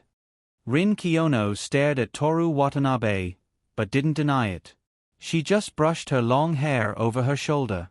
Masahi didn't notice the awkward atmosphere in the small classroom. She nodded and looked at Toru Watanabe. Well, they're all good. Toru Watanabe said perfunctorily. He didn't know if it was because he didn't study acting, but he felt that the other people's eyes were even more unfriendly. Haha. Toru Watanabe smiled awkwardly and pulled up Rin Kiyono, who didn't care about the other people's unwelcome gazes. Sorry for disturbing you today, we'll leave first. Masahi watched Toru Watanabe leave the small classroom and slowly walked back to her seat. She didn't care about the other people's awkward expressions and continued to practice without saying a word. The two people from the Human Observation Department came to the corner of the corridor. Watch where you're going with your words, Mr. Sano. You mean you want me to lie? That's not what I mean. I know you have your own principles, but in that situation, you can just praise tomorrow's senior. Isn't that what I mean? Rin Kiyono sneered. It's been 2 months since school started. Even if they haven't touched a musical instrument before, they're still better than them. That's their problem. Toru Watanabe said helplessly. They decided to aim for the national competition. Not only did they not practice seriously, but they also blamed the person who pointed out their problems? That. If I were the head of the blowing department, they wouldn't even be able to sleep until they reached a level that I'm satisfied with. It doesn't matter what the blowing department is. I want to ask, is there a requirement for the Human Observation Department? First of all, I have to go to bed before 12 o'clock every day. Rin Kiyono chuckled and praised him. Don't worry, I'm satisfied with your current level, whether it's writing for the arts department or tutoring the students with the lowest deviation. What about in the future? If there's a mission that I can't complete, you won't let me go to bed, right? If that really happened, you would have already started working hard before I started training you, right? Although Rin Kiyono's knowing smile made Toru Watanabe very unhappy, he still nodded. Rin Kiyono smiled proudly and looked at the small classroom of the bass department. She said, "It doesn't matter how good you are now. The key is whether you're willing to work hard. If you can't do it yourself, you're blaming the person who pointed out the problem. I take back what I said at the beginning. Including the bass department, except for Senior Masahi, the blowing department is a mob." Toru Watanabe was speechless. He slapped his forehead. Do whatever you want. Rin Kiyono flipped her long hair in satisfaction and walked out of the corner. Let's go back to our activity classroom. Toru Watanabe looked at her elegant back. She had no right to criticize other people's affairs as an unrelated person, but after being asked by Masahi, she honestly spoke her mind. Toru Watanabe laughed at her lack of worldly wisdom, but he also had some longing in his heart. Rin Kiyono was really a mirror. People who weren't prepared to face their true selves shouldn't get close to her. How perfect will my future be if I face all difficulties head-on? Maybe when the time comes, even if I don't do anything, all the women in the world will fight to be my girlfriend. Unfortunately, I already have Miki Kujo. Watanabe-san, have you finally lost your mind to the point where you're talking to yourself? The environment of my family's mental hospital is really... Give up. I won't go even if I die.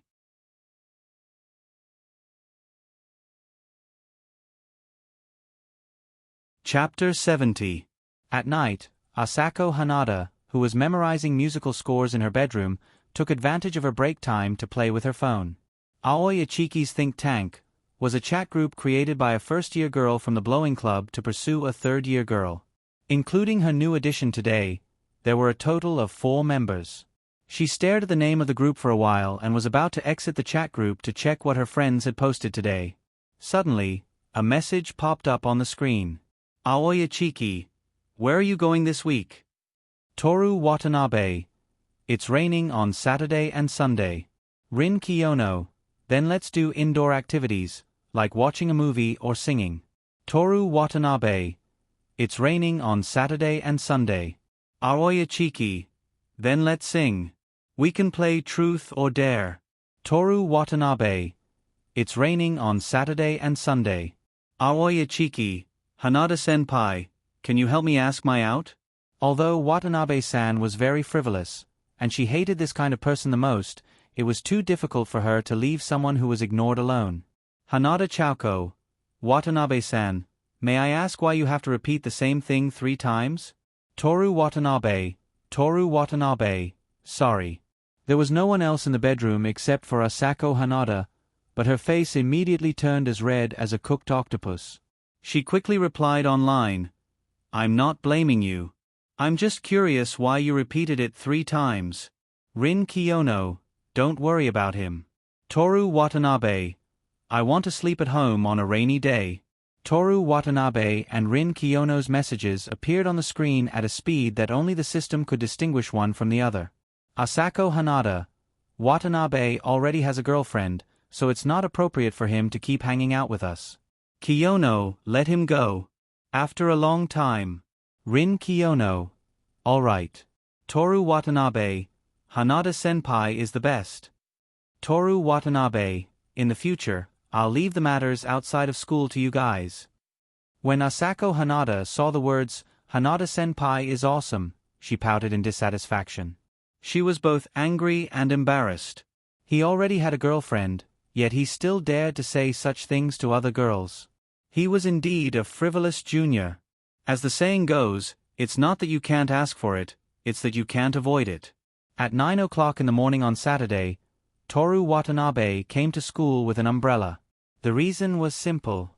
The emotionless upperclassman seemed to have rejected Asako Hanada's suggestion to go out and play because of Rin Kiyono's comments. She decided to continue practicing on Saturdays and Sundays. She didn't ask the other students in the bass club to give up their vacation. She only said that if they wanted to come, they could be in charge of coaching.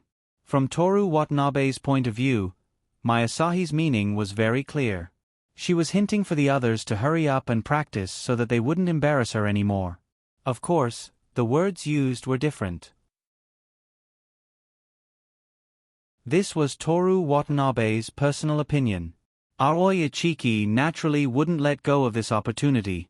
Therefore, after saying, in the future, I'll leave the matters outside of school to you guys, he stepped into the Saturday Kamigawa that he had never been to before. The school building in the rain had a tranquil feeling like he was submerged in the water when he was swimming. Only the loud sound of musical instruments and the crisp sound of a metal bat hitting a baseball could be heard.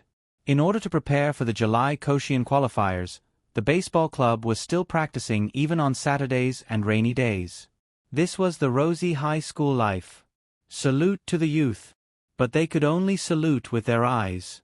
Toru Watanabe held an umbrella in one hand and held the book, The Shining Stars of Mankind, in the other hand. This was a biography written by Stephen Zweig. It included the critical moments in the lives of literary giants, generals, politicians, and other important figures.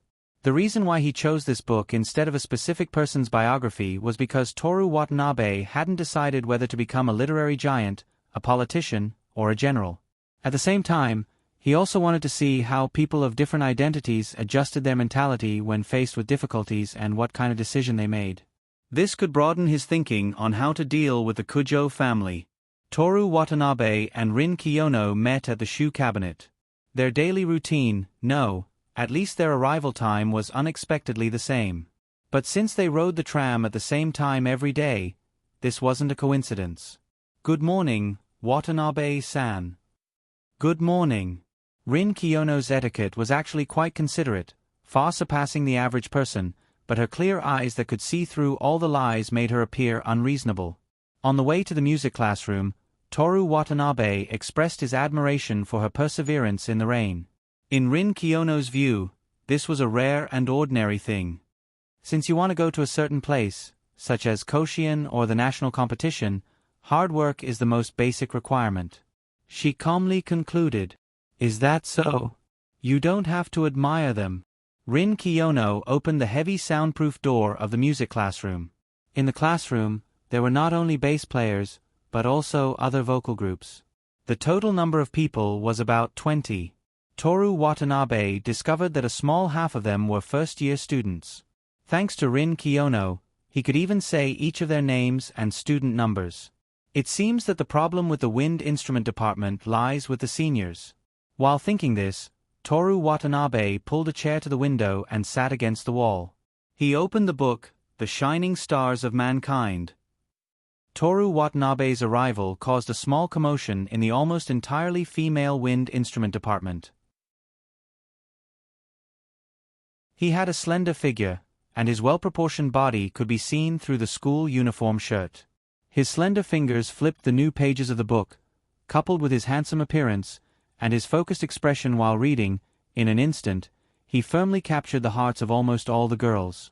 Because there was no annoying conduct committee member on Saturday, he was lazy and didn't wear a tie, so the girls always pretended to inadvertently want to peek inside. Some of the girls looked at each other. "It's great that I decided to come to the special training today." Yes, yes, yes. When Toru Watanabe glanced at the clock on the wall, it was already 43 minutes later. The music classroom was filled with the smell of various shampoo, and the slightly turbid air made him a little sleepy. After he couldn't help but yawn, Toru Watanabe simply stopped flipping the pages, put the book upside down on the chair, and prepared to go to the toilet to clear his head. When he came out of the toilet to wash his hands, Mayasahi was rinsing her mouth by the sink. Toru Watanabe didn't say a word after washing his hands, and prepared to return to the activity classroom to continue reading. Clack. The tissue bag that Mayasahi was about to take out from the pocket of her school skirt fell to the ground.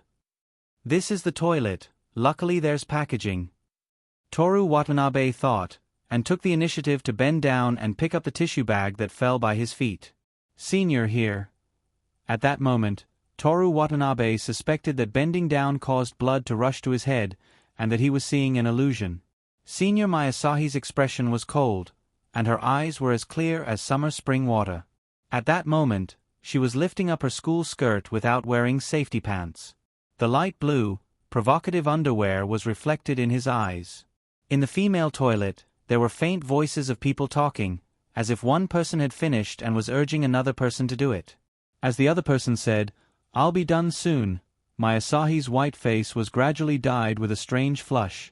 Finally! Her light pink lips and teeth let out a long, muffled groan that would definitely cause misunderstandings. Toru Watanabe could no longer think.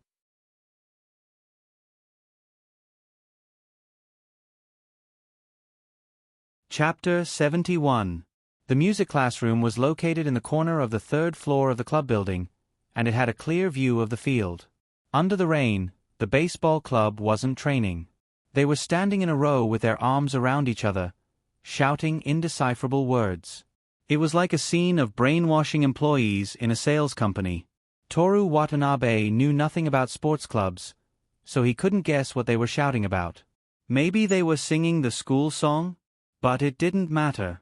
Toru Watanabe retracted his gaze and looked at the northwest corner of the classroom. Mayasahi, who had lifted her skirt and moaned in front of the sink, was sitting there quietly practicing the bass horn.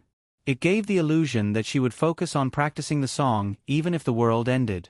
No wonder I reminded, pay attention to self-protection, be careful of being deceived.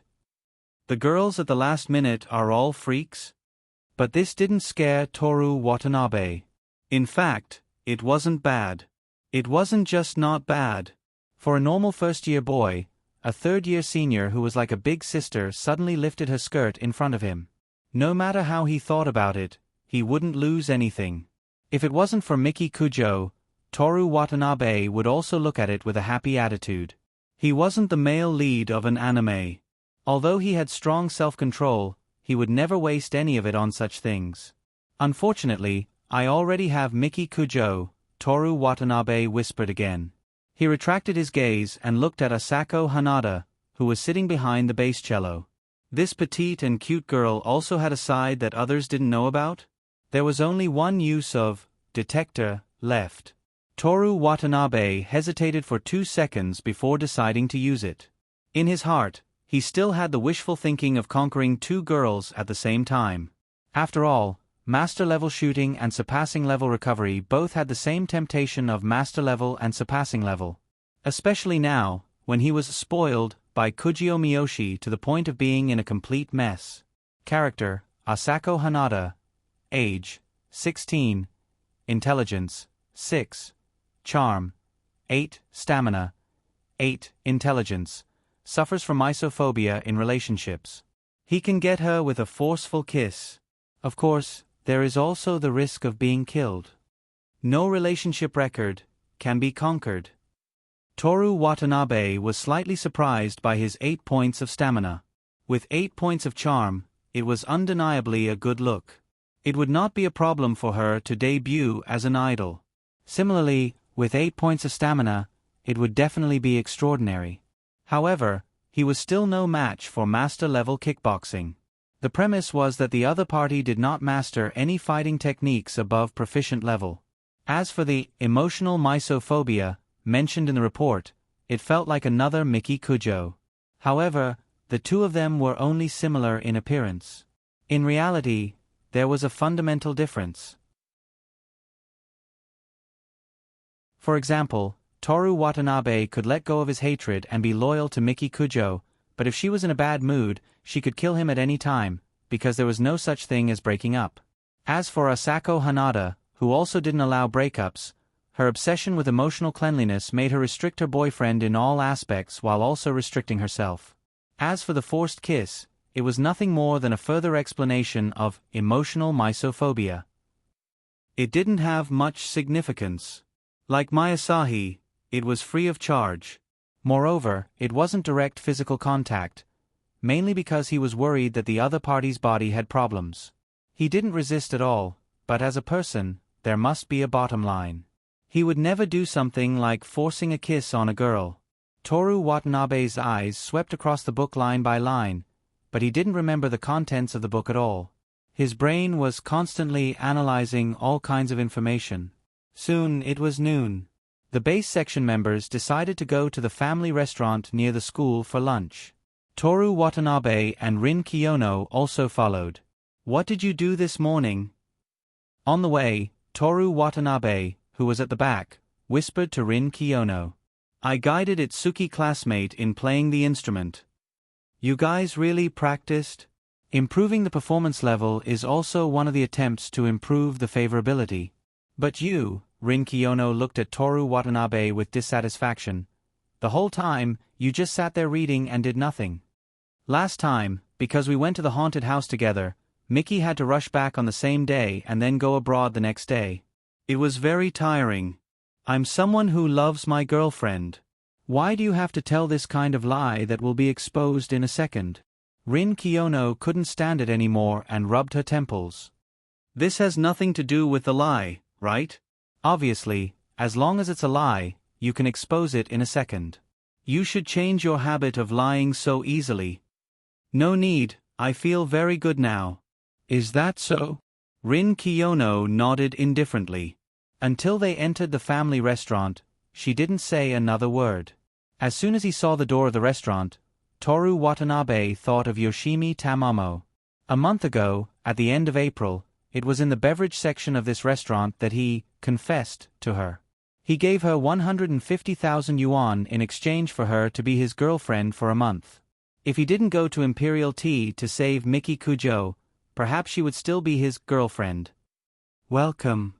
The waiter led the group of 7 to a long table in the corner. Because of the school's frequent gatherings, the number of long tables in this family restaurant far exceeded that of a normal family restaurant. What does this phenomenon reflect? The market determines the allocation of resources. Toru Watanabe answered his own question in his mind and gave himself a perfect score. However, during the midterm exam, he already got a perfect score in social studies, so it wasn't a big deal. "I'll sit here. I like to sit in the innermost part." "You're so annoying, I also like to sit in the innermost part." "Let's play rock, paper, scissors." Toru Watanabe purposely waited for the members of the performance club to be seated before he sat down in a corner far away from them. In the end, Rin Kiyono sat diagonally across from him. It was also a lonely seat. After ordering the set meal, the girls started gossiping with each other. Some of them even talked about where they were going to play after the afternoon training. Rin Kiyono and Mayasahi were the closest to Toru Watanabe. One was diagonally across from the left, while the other was diagonally across from the right.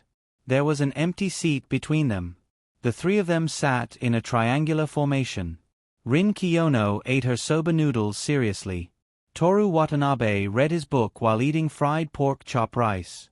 Mayasahi, who was also eating noodles, participated in the girls' conversation as a listener. Clack. Toru Watanabe looked down from his book and looked at the chopsticks by his feet. Watanabe classmate, please help me pick them up. Okay, tomorrow senpai. Toru Watanabe bent down and looked over. Sure enough, Mayasahi's legs were wide open. Not only that, she also handed over a pen. The pen cap was already open. On the inside of her right leg, there was a word written, right here. Wow, police uncle, there's a crazy girl here. Toru Watanabe took the pen with his left hand and wrote on the delicate skin of her inner thigh with an unrecognizable handwriting frowny face positive. The word meat is too long. He picked up the chopsticks and handed it to Mayasahi with a normal expression. Thank you. Mayasahi took it expressionlessly, then wrapped it in a tissue and put it aside. She used the spare chopsticks. On and off the table, there were two completely different people. Toru Watanabe put the pen in his pocket and looked at Rin Kiyono with a guilty conscience. She was focused on eating her noodles. Occasionally, she would frown cutely as if saying, the taste is not good. Senpai Mai, your face is so red. Are you okay? Aoya Chiki asked with concern. I'm fine. I just added some spice.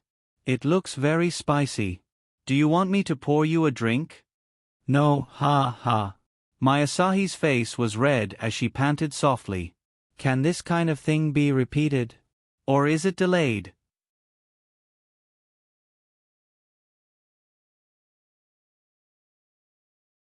Chapter 72. Ugh, on the third floor of the club building, in the men's washroom closest to the music club's activity room. Wrong. With her hands on the front wall and her school skirt around her waist, Asami's back to Toru Watanabe frowned slightly in pain and said, More, it's even lower. She reached out her hand to help. Toru Watanabe's eyes followed the pair of fair, slender hands as he slowly looked down. The word Zheng was written all over her round, white butt. Wait, I should have only written one. And I even wrote it with my left hand on purpose. The word Zheng seemed to have been typed out by a computer. It was unnaturally neat, just like Toru Watanabe's usual writing style. It's over, I've left evidence behind. Miki Kujo is going to catch me. As soon as the thought came to his mind, he felt a sharp pain in his lower body. The girl waiting in front of him had turned into Miki Kujo's cruel smile. She gripped Toru Watanabe's lower body tighter and tighter. No, it's going to explode. Without thinking too much, Toru Watanabe grabbed her hand and flung it away. The sun squeezed in through the gaps in the curtains. The blanket was thrown to the corner of the wall. Before Toru Watanabe could clear his thoughts, a strong urge to pee made him jump out of bed. After using the washroom, Toru Watanabe squeezed out some toothpaste and brushed his teeth in front of the mirror. Only then did he start to think about what had just happened. So it was a dream. I should have drank less water last night. On the tram to school, every time the tram shook, Toru Watanabe yawned. Through the transparent window, he could see the blue sky. It was a rare sunny day in the rain. Because he was really sleepy, Toru Watanabe called Miki Kujo. The phone rang a few times before it was picked up. What time do you think it is? Miki Kujo was woken up by someone. Her voice was filled with murderous intent. He must have just fallen asleep, Toru Watanabe thought. Because of the phone call and the fact that his mind was not clear in the morning, he was not as careful as he usually was. I'm sorry, he said. I don't know why I missed you so much this morning that I couldn't help calling you. Do. The call was unceremoniously hung up. Toru Watanabe yawned and put his phone back into his pocket. He continued to look at the clear sky outside the car window as if he was about to fall asleep. He got off the bus at the Four Valleys station. With the arrival of summer, he suddenly felt that a rainy day was actually not bad. The morning passed quickly and it was time for the last class. Because it was PE class, Toru Watanabe, Osamu Kanai, and Keisuke Saito went to the locker room with their sportswear. The members of the wind department are also practicing on Saturday. I heard Itsuki classmate and Hanada senpai's voices. Osamu Kanai said as he changed his clothes. Is that true? Was there a beautiful encounter? Keisuke Saito asked. The baseball department is busy with training. How could that be possible? But when I think about being able to stay at school with Itsuki classmate and Hanada senpai on Saturday, I feel full of energy. Didn't you get Itsuki classmate's contact information when you went to the amusement park last time? Did you chat with him? I tried to chat a little. Itsuki classmate is very cheerful and is also very interested in the recent shooting games. Toru Watanabe took the lead in changing his clothes and patted Osamu Kanai's shoulder heavily. Watanabe? What's wrong? Good luck, Koshian. Osamu Kanai looked at Toru Watanabe's back as he left the locker room and said to Keisuke Saito, What did that guy say? He said good luck, Koshian. Of course I know. What I mean is, why do you look like I have no hope? You actually think you have hope? Zeta Dash, the physical education class was held by Class 1 and Class 4. Originally, if it rained today, we planned to play basketball in the gym for boys and volleyball for girls. But since it's sunny today, we'll go out and practice badminton. After the physical education teacher said this, he asked the physical education committee members of the two classes to give out the rackets. Everyone quarreled and wanted the rackets that looked good. The physical education committee member of Class 4 was Osamu Kanai. Toru Watanabe and Keisuke Saito naturally got the best rackets and brand new badminton. Toru Watanabe spun the rackets and once again confirmed that this was indeed a society where relationships were everywhere. After the physical education teacher reprimanded the boy who disregarded the formation and started to throw the ball, he asked everyone to put the rackets and badminton aside and do warm-up exercises first.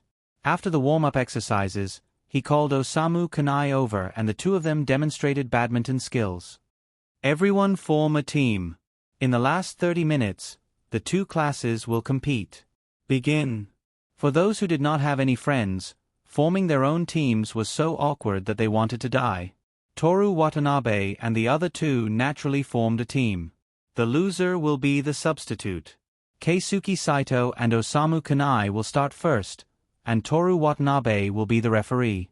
Osamu Kanai started first. Saito, I don't want to kill you. You mean you can win at any time? Keisuke Saito was ready. For the village, even if it's you, I will kill you. Zeta Dash. Kojui jump smash. Kojui shouted the name of a move that was not even considered a move. Kojui. Saito rebound. An insignificant badminton battle began. What attracted the most attention on the court wasn't their Chunibyu battle.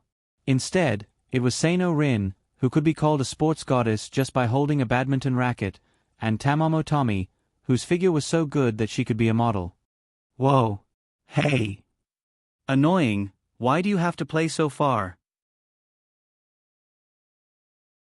Yoshimi Tamamo, whether it was her voice, her full breasts, or the way she bent down to pick up the ball, she was full of youthfulness. Rin Kiyono, on the other hand, was the devil. The girls who took the initiative to practice with her were completely turned into serving machines and tools. This situation continued until Uchiha Saito was defeated and Toru Watanabe went on the court. Just like Rin Kiyono, who was a sports goddess, Toru Watanabe stood there like a spotlight. The girls in the two classes looked at him intentionally or unintentionally, and some of the more lively girls directly shouted, Watanabe, Watanabe. With someone taking the lead, the girls shouted as if they were jeering. Watanabe, Watanabe. Toru Watanabe waved his hand to thank them. The only thing missing was, comrades, you have worked hard. Damn, A mere Kakuzu dares to be so presumptuous. Osamu Kanai stared at Toru Watanabe fiercely. Hey, no matter what, it can't be Kakuzu, right? Toru Watanabe was speechless. Humph, I'm going to beat you with one ball. Oh. Toru Watanabe laughed. Watanabe, I'm not the same person as before. Now, I'll stand at the top. As a member of the PE committee, even though Guajing Xiu specialized in baseball, his high motor skills and sharp visual reflexes made him worthy of the title of Thousand Hands Guajing in Class 4 even when it came to badminton. The previous Toru Watanabe could only pick up the ball. But every day, he persisted in morning running, doing radio gymnastics, doing push-ups, swimming, and so on.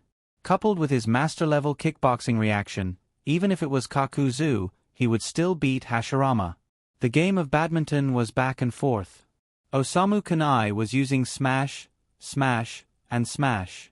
The speed of the balls was quite fast. If it was the previous Toru Watanabe, he would not be able to catch a single one.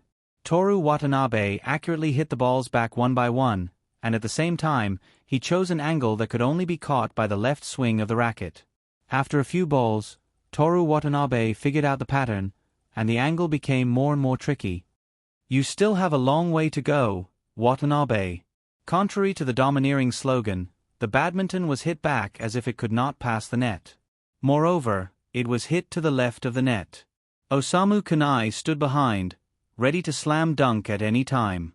When he ran over, he was not used to the racket swinging posture, but it was too late. Defeat. Toru Watanabe put the racket on his shoulder, put his left hand in his pocket, and posed a pose that could be used as a magazine cover. Wow! Watanabe! Watanabe! The girls gave him face and applauded. Happy times always passed quickly. During the 30 minutes of free practice, he caught a few balls and chatted with his friends about which girl looked good in sportswear. Time passed quickly. The PE teacher chose the best badminton player from each class based on his observation. Class 1 representative, Rin Kiyono. Yes. As long as it was not a physical exercise, Rin Kiyono would be chosen. Class 4 representative, Toru Watanabe. Yes. After being ridiculed in PE class for years, and being lapped by girls during long-distance running, he finally reached this step. Hard work will not lie. On the badminton court, the students of Class 1 sat on the left, and Class 4 sat on the right. Toru Watanabe felt that compared to a badminton game, it was more like a taekwondo competition. Everyone was sitting on the ground and watching. Watanabe, beat Class 1. Kiyono classmate, do your best. Are these people watching the TV broadcast? This is just a friendly match. Fine, Rin Kiyono sneered contemptuously. She did not seem like someone who prioritizes friendship over competition. However, Toru Watanabe was not like that either. Other than revenge, defeating Rin Kiyono was also one of his biggest motivations. Kiyono classmate, let's start with badminton. I'll let you experience the feeling of defeat. Is that so? Rin Kiyono replied indifferently. I just used Osamu Kanai's habit of swinging the ball to the right and his lack of intelligence to win by luck. I admire your optimism. Watanabe, do your best. We are invincible in front of you. Kill her. Humiliate. Ugh. Yes, Kanai, I understand your unwillingness. But why were you frightened by the look in his eyes when you were shouting halfway? Can you learn from me to be a man with backbone? Toru Watanabe looked at Rin Kiyono. Let's start the game. Rin Kiyono did not understand what Toru Watanabe was saying, so she simply started to serve. Rin Kiyono's penalty shooting skills were enough to participate in the All Japan Junior Championship. However, diagonal, diagonal, hook diagonal. Looking at Rin Kiyono running around the court, Toru Watanabe smiled. This is my ninja way, Kiyono classmate. Rin Kiyono was panting and was too tired to speak. She tried her best to recover her strength. Her eyes were fixed on Toru Watanabe's racket. The surrounding boys booed. thinking that Toru Watanabe was bullying a girl with his physical strength. Of course, there were some boys who were sincerely grateful to Toru Watanabe when they saw Rin Kiyono running around the court with her black hair fluttering in the wind. However, it did not matter what these people thought. Toru Watanabe was already able to ignore what his classmates thought of him. The score is 10-8, last ball. The PE teacher set the rule that the first person to score 11 points would win. Qing Yi Rin's points were taken almost immediately at the beginning of the competition. After his stamina ran out, Toru Watanabe overtook him by 2 points. Toru Watanabe had once run on the track together with Keanu Rin at a speed not much faster than that of a tortoise, so he knew exactly where Keanu Rin's limit was with only 3 points of stamina. Kiyono-san, Toru Watanabe's eyes were burning like a torch. I have reached the other side. Although this line was inauspicious, it was very appropriate. Uchiha Madara couldn't win, but Toru Watanabe could. Bang! The shuttlecock rushed to the sky at 2:20 in the afternoon. Rin Kiyono was concentrating, constantly predicting where the ball would land, sometimes left, sometimes right. After a few rounds, she finally lost control of her feet due to exhaustion and fell on the court. Du bien, du bien. The whole class stood up and rushed to Toru Watanabe. In terms of skill sports, the class has never won against the class. Don't touch me. Wait, boys are fine, but why are there girls? Many girls took the opportunity to pinch Toru Watanabe's shoulders and arms. They didn't know whether they would be scolded by Miki Kujo or not. Unlike the bustling Class 4, Class 1 seemed listless. Some girls went to help Rin Kiyono, but she shook her head and refused. After the game, the PE teacher announced the end of the class, and everyone returned to the classroom. Because it was the last class, Toru Watanabe was too lazy to change back to his school uniform, so he wore his sportswear and went directly to the club activities. On the way to the club building, he saw Rin Kiyono and was about to go up and show off a few words, but he saw her going downstairs. The first year of high school was on the 3rd floor, which corresponded to the 3rd floor of the club building, while the human observation department was on the 5th floor. Why did she go downstairs? Toru Watanabe was curious and wanted to show off, so he followed her. Where are we going? He asked. The infirmary. Toru Watanabe froze, looked down at Rin Kiyono's knee under her sweatpants. Are you injured? Yeah. I'm sorry. Rin Kiyono said indifferently. It has nothing to do with you. Being injured on the court only shows that I'm not good enough. Toru Watanabe looked at her side profile. Are you angry? Yes. Then why did you say it has nothing to do with me? The reason I'm angry is not because I lost. Then what's the reason? Kiyono stopped, sighed, and looked at the stairs. I'm angry at myself. In terms of skills, 10 of me can't compare to you. As long as you work on your fitness, you can definitely beat me. Toru Watanabe comforted. He thought, if Rin Kiyono works on her fitness, I'll work on my skills, and I'll be the one to win. Rin Kiyono's answer surprised him. It has nothing to do with badminton. Toru Watanabe was confused. Then I really can't guess why you're angry. Are you serious? Rin Kiyono asked him directly without looking at Toru Watanabe. Yeah. Think about Saturday. After saying that, she walked toward the infirmary. Toru Watanabe followed behind her, guessing the reason. Could it be that she found out that he wrote the word "veng" on my Asahi's leg? As a woman, it was reasonable for her to be angry at a man who did such a thing. He thought that he could still maintain his rationality in front of a beauty. In order not to be found out, he only used the shortest time to write the word "jeng." And he deliberately used his left hand. So Rin Kiyono frowned not because the noodles were not delicious, but because she wanted him to see? All of this was Toru Watanabe's guess. Why Rin Kiyono was angry? It could be for other reasons. When a woman is angry, it's impossible to guess. Toru Watanabe thought of a sentence in the book, On the Heart of a Young Girl. In the infirmary, Miyazaki-sensei, who could act as a prostitute, was checking the medicine.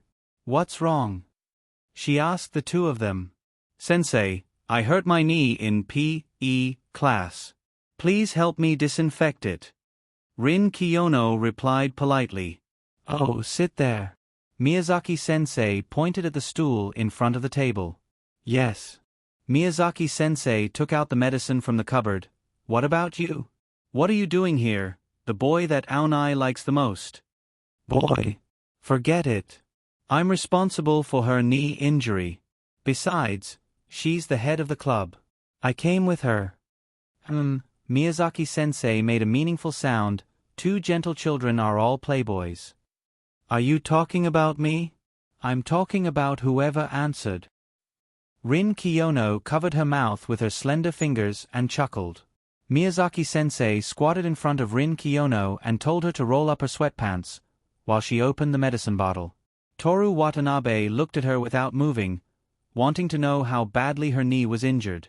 Rin Kiyono usually wore skirts most of the time. Logically speaking, the area below her thighs should be completely unattractive. But as he watched her slowly roll up her sweatpants, revealing her snow-white and smooth calves, Toru Watanabe truly felt every part that made up Rin Kiyono's body was breathtakingly beautiful. Just as he was engrossed in watching, Miyazaki-sensei said while cleaning her wound, "Boy, come back to your senses." Rin Kiyono's gaze followed closely, causing Toru Watanabe to awkwardly look away. I thought you've seen enough, she said with a chuckle.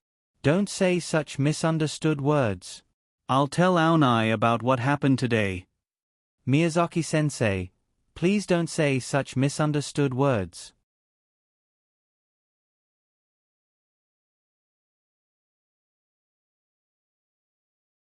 Chapter 73. As long as it was an outstanding high school band, there would be regular concerts. If the band is good enough to enter the national competition, they can even collect tickets.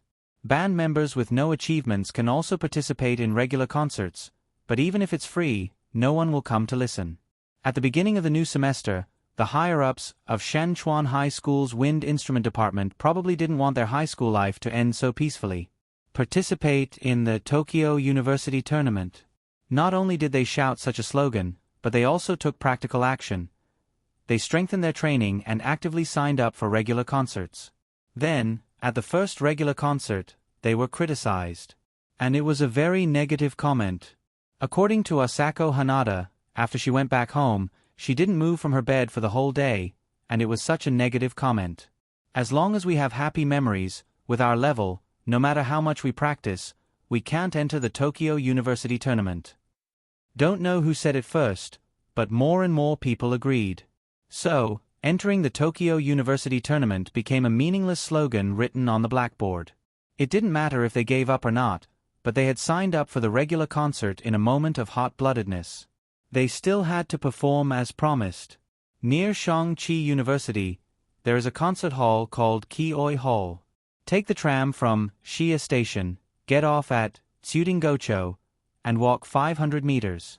Kamikawa High School Band's regular concerts are held in this concert hall. On Saturday, it's drizzling. Toru Watanabe, holding a transparent umbrella, is standing at the ticket gate of Shiya Station.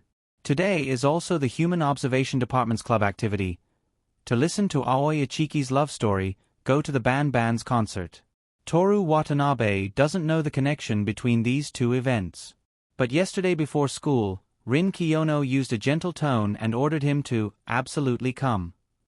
Because there are too many things that can be used against him, he can only obediently participate. But listening to music in a concert hall on a rainy day is also a good way to pass the time. If he can't understand, he can just sleep. As he stared at the raindrops in a daze, he heard familiar footsteps behind him. He could feel a strong sense of self-awareness from the melody. The whole world is waiting for me. Toru Watanabe turned around in disbelief. Miki Kujo stood there wearing a vintage light blue blouse and a white high-waisted skirt. My Miki is still on the other side of the ocean. I must be hallucinating because I miss her too much. Miki Kujo narrowed her eyes slightly. The rain that filled the air immediately changed from refreshing to sticky and oppressive. Of course, this was just an exaggeration. The only thing that changed was Toru Watanabe's mood. "Where are you going?" She crossed her arms and sneered. "This." Toru Watanabe hesitated for a second and decided to confess. He told her everything about his interactions with the girls during this period. Where they met, what they said, and how far away they were from each other. Of course, he would not mention that Masahi was a pervert. If he were to confess to that extent, it wouldn't be confessing, but rather, he would be asking for death. As for the dream in the morning, Miki Kujo was the only woman that appeared in it. After listening to him, Miki Kujo looked at Toru Watanabe meaningfully. "My Watanabe, you seem to have a good relationship with Rin Kiyono." "That's not true. At most, we can be considered acquaintances. Didn't I just say that I severely humiliated her in PE class? Then why did you follow her into the infirmary?" Miki Kujo walked into Toru Watanabe's umbrella and inserted her slender right leg between his legs. "Why did you follow her into the infirmary?" Miki Kujo's soft and delicate hand gently rested on Toru Watanabe's shoulder. Such an ambiguous position attracted a lot of jealous gazes from the bus station. But they didn't know that Miki Kujo's position made her right leg kick more powerful. Toru Watanabe didn't dare to move. Of course, it was easy to subdue Miki Kujo in his arms. But what about after that? A battle royale at Shifuku Station? Miki Kujo looked at the speechless Toru Watanabe, suddenly smiled happily, and then lightly left Toru Watanabe. "Look at you, you're so cute." She patted Toru Watanabe's chest. "Let's go." Toru Watanabe breathed a sigh of relief. "Where are we going?" "Aren't you going to the concert?" "I'm free today, so I'll do my duty as your girlfriend and accompany you." "Really? Miki, you're so cute." Toru Watanabe reached out and held Miki Kujo's hand. "I really want to take you home during the summer vacation." "You want me to meet your parents?" "No, it's mainly because I want to tie you up and hide you in the locker when I think about not seeing you for more than a month during the summer vacation." That's a good idea. Next time when I go abroad, I'll also hide you in my luggage." Toru Watanabe changed the topic. "Have you finished your work?" "No." Miki Kujo turned to look at him and said with a smile, "You pitifully called me and said you missed me, so I came back to see you." "Miki, I love you." Toru Watanabe's eyes were filled with tears. He, good boy." The two walked side by side, hand in hand, as if they were a real couple. They talked and laughed as they got on the tram to the concert hall. Latest human observation report. Like the sun, the light of the stars comes from the distant past. The things that humans experience now are in fact predestined long ago. What Deputy Minister Toru Watanabe meant was, when you're not thinking clearly, don't make random calls. Even if you call, don't say that you miss you. There were many people who came to listen to music for free during the weekend. Some were families, and some were couples who were holding hands like them. When they went in, Toru Watanabe helped Miki Kujo open the glass door. After Miki Kujo passed, he saw a woman holding a baby behind her, so he held the door and waited for her to pass. "Thank you." The woman nodded at him. However, this action made Miki Kujo mercilessly step on him. Toru Watanabe pointed at the woman's back and said after a while, "She already has a child and is a mother. Can't I help her?" "No. No woman under 60 years old. If I see you opening the door for a woman again, I won't just step on your feet." Miki Kujo looked at Toru Watanabe's face. It was obvious where she would step on next.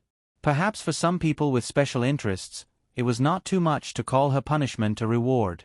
Unfortunately, Toru Watanabe was not. "Either way, can you take your feet away first? I thought you liked being stepped on by me." "You don't like it?" "Actually, it's too comfortable. If we continue like this, I'm afraid I won't be able to help but make strange sounds." Miki Kujo was interested and said, "But if we do this here, won't we embarrass the Kujo family? Let's do it secretly. You're getting better at talking." Miki Kujo finally calmed down. Satisfied, she removed her feet from Toru Watanabe's sneakers.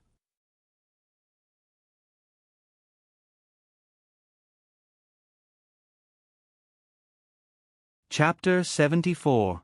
Because he was scolded on the way here, when he entered the concert hall, there were already other high school students on the stage. Toru Watanabe looked at the audience. There were only a few dozen people in the seats that could seat more than 500 people. "Where are we sitting?" he asked Miki Kujo. "In front." Miki Kujo walked to the front row and sat on the chair in the middle. Her expression and actions as she crossed her legs and waited for the performance to begin were indeed worthy of the title of Miss Kujo. It was as if this was a concert prepared for her alone. But with her status, it was too easy for her to reserve the entire concert. The ones who should feel honored today should be the high school students. After all, the symphony orchestra that they worship and learn from may not be qualified to play for Miki Kujo. Toru Watanabe sat on the left side of Miki Kujo. On the right side of the first row, Rin Kiyono sat alone in the corner. The two girls' personalities, from the choice of seats, can be seen. Not long after they sat down, the MC came on stage. "The concert will now begin. Please keep quiet, still photography and running. If there is an earthquake, you can take shelter here." Then, the first song will be played by Futaba Junior High School students. Double Leaf Academy was also a small junior high school near Four Valley Station. However, its deviation rate was moderate, so it wasn't influenced by Shen Chuan and the other two schools. This group of students is young, but their performance is not to be underestimated. The song is very similar to Twinkle Little Star, but it is not used for basic practice. The short length is simple, the one that is easy for newcomers to learn. Amano Mazumichi's Twinkle Little Star Variations. Miki Kujo with a lazy expression explained, "There is a melody of Twinkle Little Star, but the first half is quiet and melodious, the second half is full of momentum, their performance is still far from it. Be more tolerant of the children. Since we are standing on stage, naturally everything will be based on the performance. If I go out to do business with others, will they tell me the lowest condition in their heart just because I'm young? That's true, but this isn't a competition, and it doesn't involve money. It's just a concert that doesn't require tickets," Toru Watanabe said. Miki Kujo turned to look at him and said, "You want to reason with me?" Toru Watanabe stopped talking and reached out to hold her little hand. He signaled her to continue listening with a "you have the final say" expression. Kujio Miyoshi looked at her hand that was being held. She sneered and let him hold her hand as he wished. After the two songs ended, Toru Watanabe began to feel sleepy and felt that it was about time to sleep. Just as he was about to say goodbye to Miki Kujo and go to bed, a heavy object pressed down on his shoulder. Toru Watanabe turned his head and saw that Miki Kujo had already fallen asleep. Even the young mistress can't enjoy the concert? Toru Watanabe saw the faint dark circles under Miki Kujo's eyes and denied his own thoughts. She probably hadn't adjusted to the time difference. He hesitated for a moment, thinking that it would be easier for her to adjust to the time difference. Should he wake her up? Or should he continue to let her sleep? It wouldn't be wrong if he didn't do it. Let her continue to sleep. Toru Watanabe controlled his body to not move and yawned.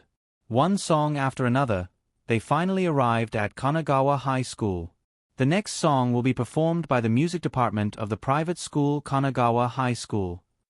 After the MC announced the performance, Toru Watanabe pulled himself together. For a moment, his eardrums were filled with music that was so discordant that he couldn't listen to it. The rhythm was discordant and the beat was a mess. The movements of the baton and the sound of the instruments couldn't match at all. Even a layman like Toru Watanabe felt that it didn't seem to work. He looked towards the corner. Rin Kiyono, who had been paying attention since the beginning of the concert, was staring at the stage with an ugly expression. There was a slight discussion behind him, followed by mockery. The music gradually progressed until only the tambourine and brass were left. The two sounds were like enemies who were tit for tat, determined to make each other play worse. Toru Watanabe noticed that Miki Kujo, who was sleeping, began to frown. "It's over. It's going to be bad and wake her up." But as the baton fell, the music became beautiful and smooth again. It was a beautiful note unique to the bass horn. Toru Watanabe looked at Masahi, who was focused on playing on the stage. There were more than 50 people on the stage, but she was sitting in the middle of the crowd, expressionless, but she became the only focus. She was like a lotus flower. Then, Toru Watanabe remembered that the lotus flower in front of him was cold and arrogant. Masahi, who was eye-catching. He once wrote the word Zhang on the inside of her beautiful legs under her school skirt. His heart couldn't help but throb inexplicably, and his breathing became difficult.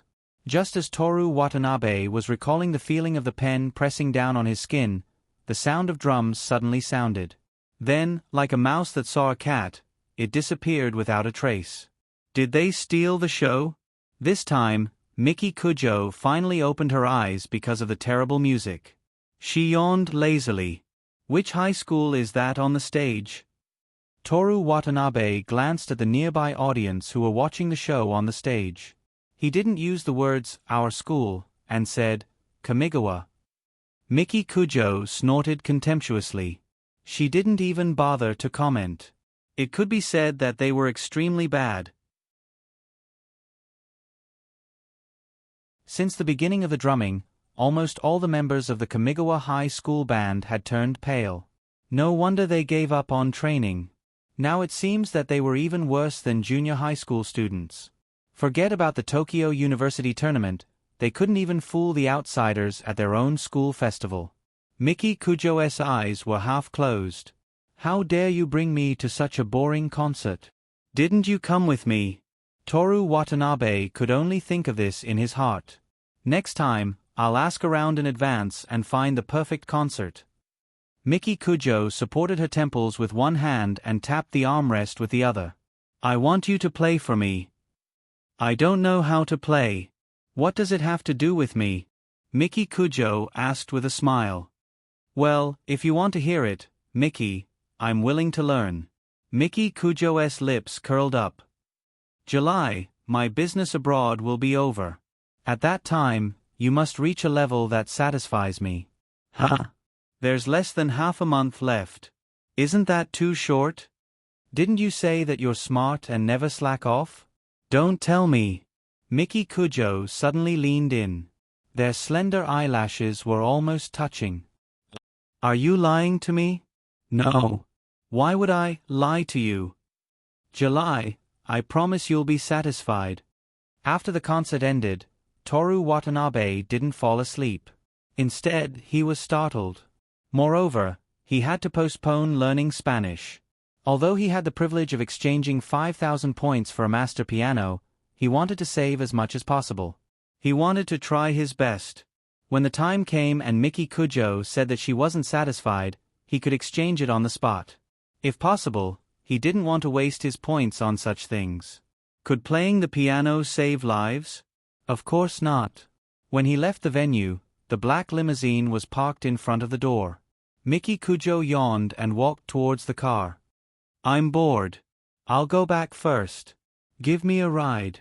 Since he was temporarily safe, Toru Watanabe thought that it would be a waste not to take advantage of the situation. Moreover, acting too formal was not in line with his knowledge from How to Woo Rich Ladies. Go back by yourself. Don't be so stingy. Do you think I'm so free that I can be your chauffeur? Miki Kujo glanced at him with a terrifying gaze. Well, see you next time. Toru Watanabe didn't insist and watched her get into the car. Watanabe-san, are you free later? I have something to discuss with you. Rin Kiyono frowned as she walked out of the venue. Behind her were the bass players who were holding their instruments. I'm fine. Toru Watanabe turned around and responded. I changed my mind. Miki Kujo's voice came from behind. You, get in the car.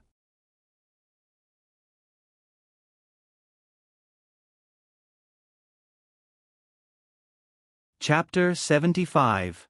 Toru Watanabe awkwardly nodded at Sano Rin and obediently got into the car. The bass club members all looked at him strangely. The luxury car drove away from the concert hall. Inside the car, Miki Kujo held onto the armrest and grinned. How dare you accept other women's invitation in front of me? How should I punish you? That kind of invitation has nothing to do with gender, right? They're not girls. Of course they are. Throw him out. Shizuru seemed to have been waiting for this sentence. As soon as Miki Kujo finished, she grabbed Toru Watanabe's shoulder and opened the right door with her other hand. The drizzle from the outside came in and the mist stuck to Toru Watanabe's face. Wait.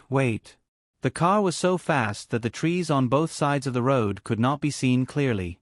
If he was thrown out, Toru Watanabe's blood would draw a line of at least 10 meters long on the road.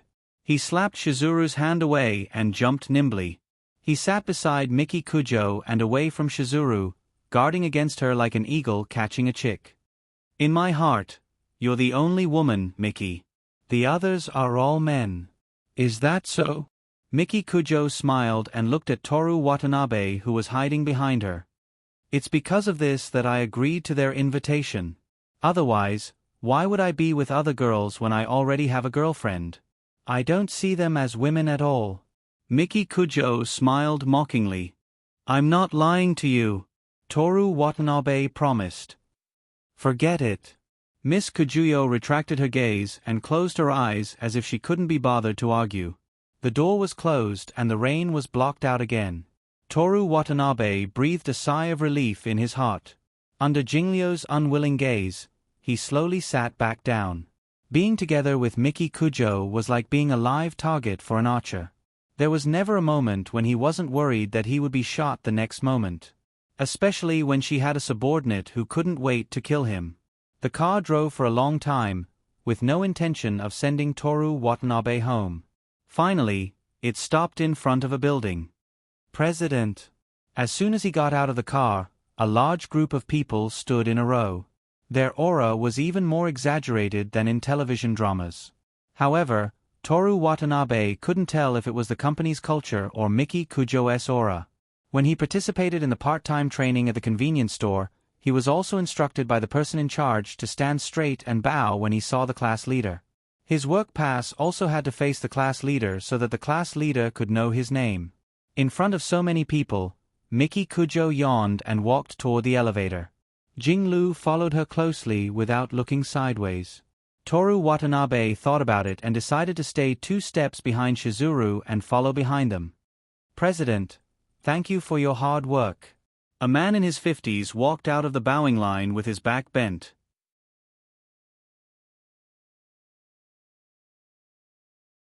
He was even further away than Toru Watanabe when he spoke to Miki Kujo. Inform all departments to have a meeting in half an hour. Prepare the business for this period. I want to listen to them one by one. Yes. Tell the legal department to get ready. They will go out with me tomorrow. Yes. Miki Kujo gave a few orders and walked into her exclusive elevator. Seeing that Jinglu and the man in his 50s didn't go in, Toru Watanabe also stood outside the elevator and watched the elevator door close.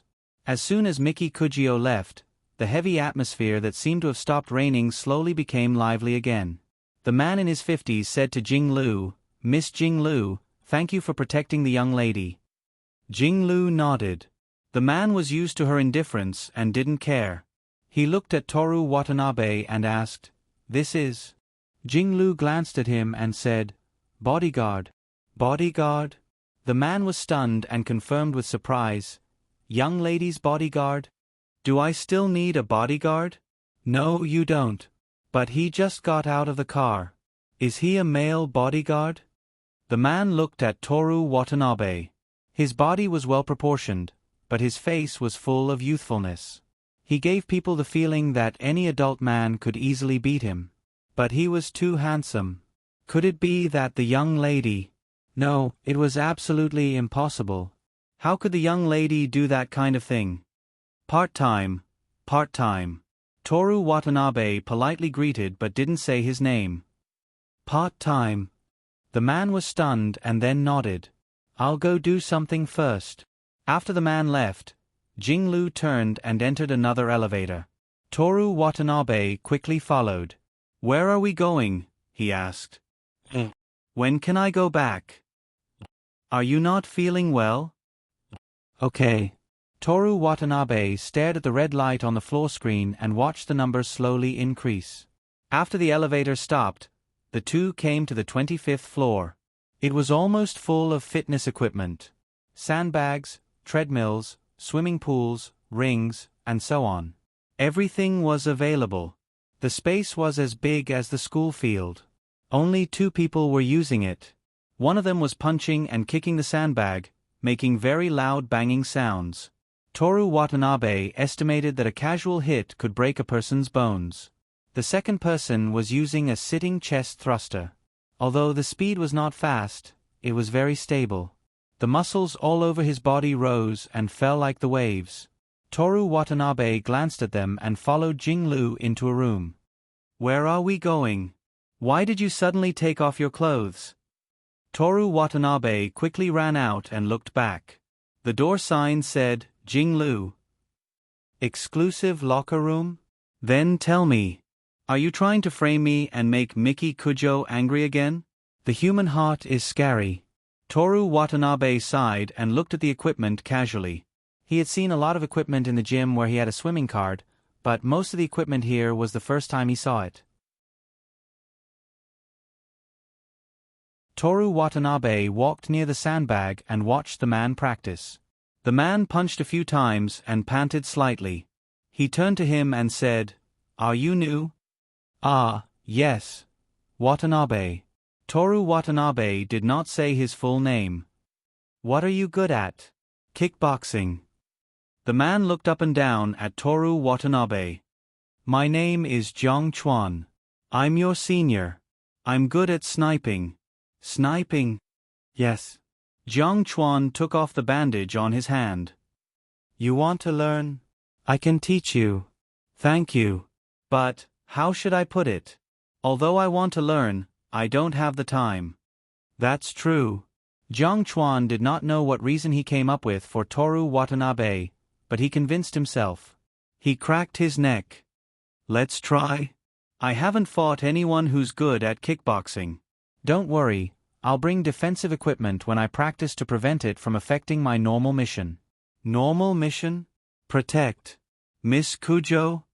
Watanabe thought about it and decided not to call her Miki. That's not my responsibility. Miss Jinglu is in charge. I'm usually responsible for checking snipers and setting up sniping positions. Setting up sniping positions? Yes. Jiang Chuan walked towards the ring and put on his defensive equipment. As a sniper, of course I have to find a good position to kill. Kill. Toru Watanabe stopped putting on his defensive equipment. Jiang Chuan had already entered the ring. He waved his fists and feet, looking like he was ready to fight. The two of them fought for a few rounds. Toru Watanabe's physique was not as good as his opponent's, but because of his defensive equipment, he dared to fight force with force. Coupled with his master-level skills, he suppressed his opponent. However, they were all hit on excellent defensive equipment. In addition, he deliberately held back, so both of them did not hurt at all. Without any defensive equipment, Toru Watanabe could only wander around and look for an opportunity to strike at his neck, eyes, lower body, and other parts of his body. Phew. The two of them were sweating profusely. Jiang Chuan was in high spirits, but Toru Watanabe's stamina could not hold on any longer. Stop, he said. That's it for today. Jiang Chuan smiled. You're very skilled, but your stamina is too weak. You still need to train harder. I'll write you a training schedule later. Okay, thank you. The two of them got out of the ring. Jinglu and the man who was doing the chest thruster had been watching from around the ring since the beginning. This is Tang Senator. He's good at demoning, explosives, and heavy firearms. This is Watanabe. He's very good at kickboxing, Jiang Chuan introduced. Hello. Toru Watanabe greeted the man with the chest thruster. Tang Sen nodded and did not speak. Toru Watanabe did not mind. He asked Jiang Chuan, what is Miss Jinglu good at? You don't know? Didn't she bring you here? Forget it. Miss Jinglu is good at. Shut up. Jingliu's face was cold. Who allowed you to tell information to people outside the security department? Jiang Chuan looked at Toru Watanabe and then at Jing Lu. Watanabe is not one of us? Don't listen to her nonsense. Toru Watanabe said. Miss Kujo interviewed me personally and then recruited me. Now I'm mainly responsible for campus security. That's true. Jiang Chuan nodded. Although there are people around the school, security has always been a problem. I was wondering why they suddenly recruited someone so young. Miss Jinglu is like you. She's good at fighting and is also very good at small firearms. There are some other people, but they're not here today. I'll introduce them to you next time. Oh. Toru Watanabe raised his voice. Good at fighting.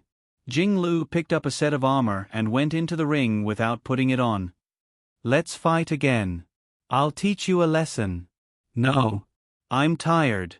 I want to eat. Toru Watanabe took off his armor. This person was simply shameless. He was so tired that he was about to die. His stamina was completely depleted, yet he said that he wanted to fight with him. If it was a moment ago, Toru Watanabe would definitely agree and beat her until she had a panda eye. I'm hungry too, Jiang Chuan said. I'll take you to the cafeteria.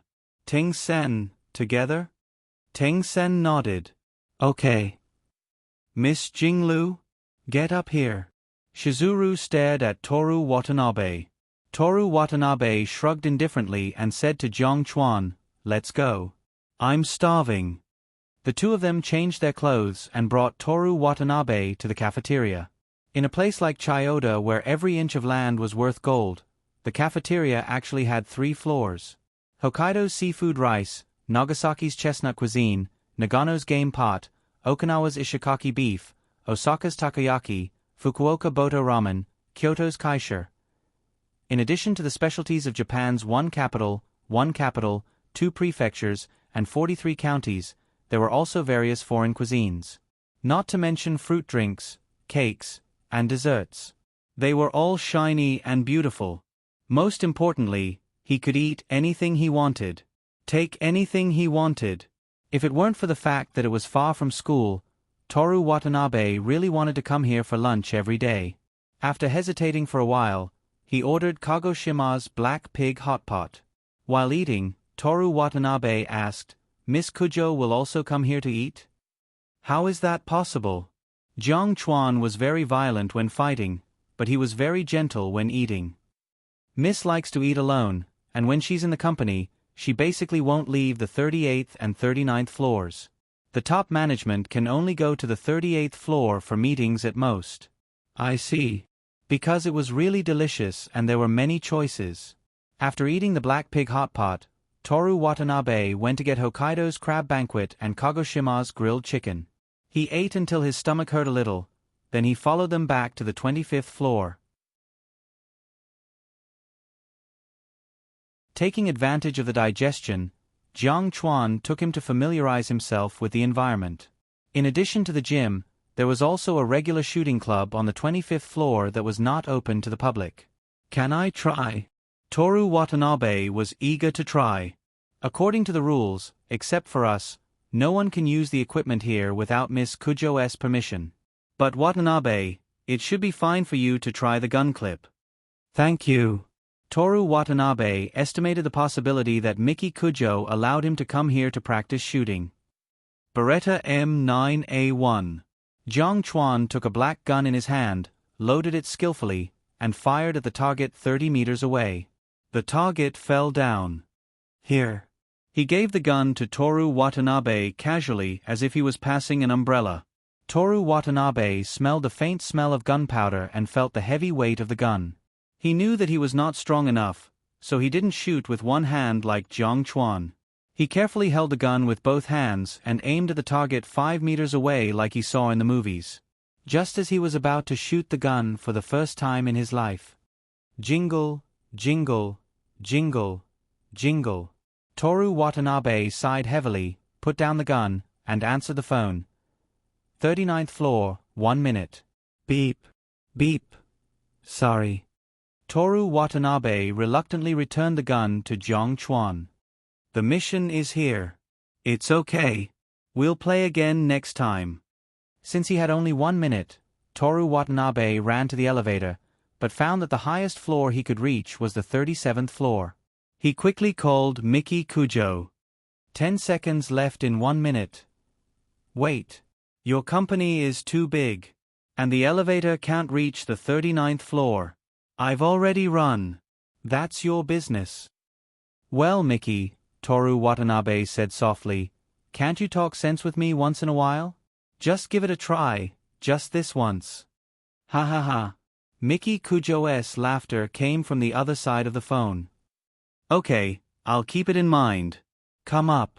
When Tetsumasa Watanabe was about to ask her how to get up, the door of the private elevator suddenly opened.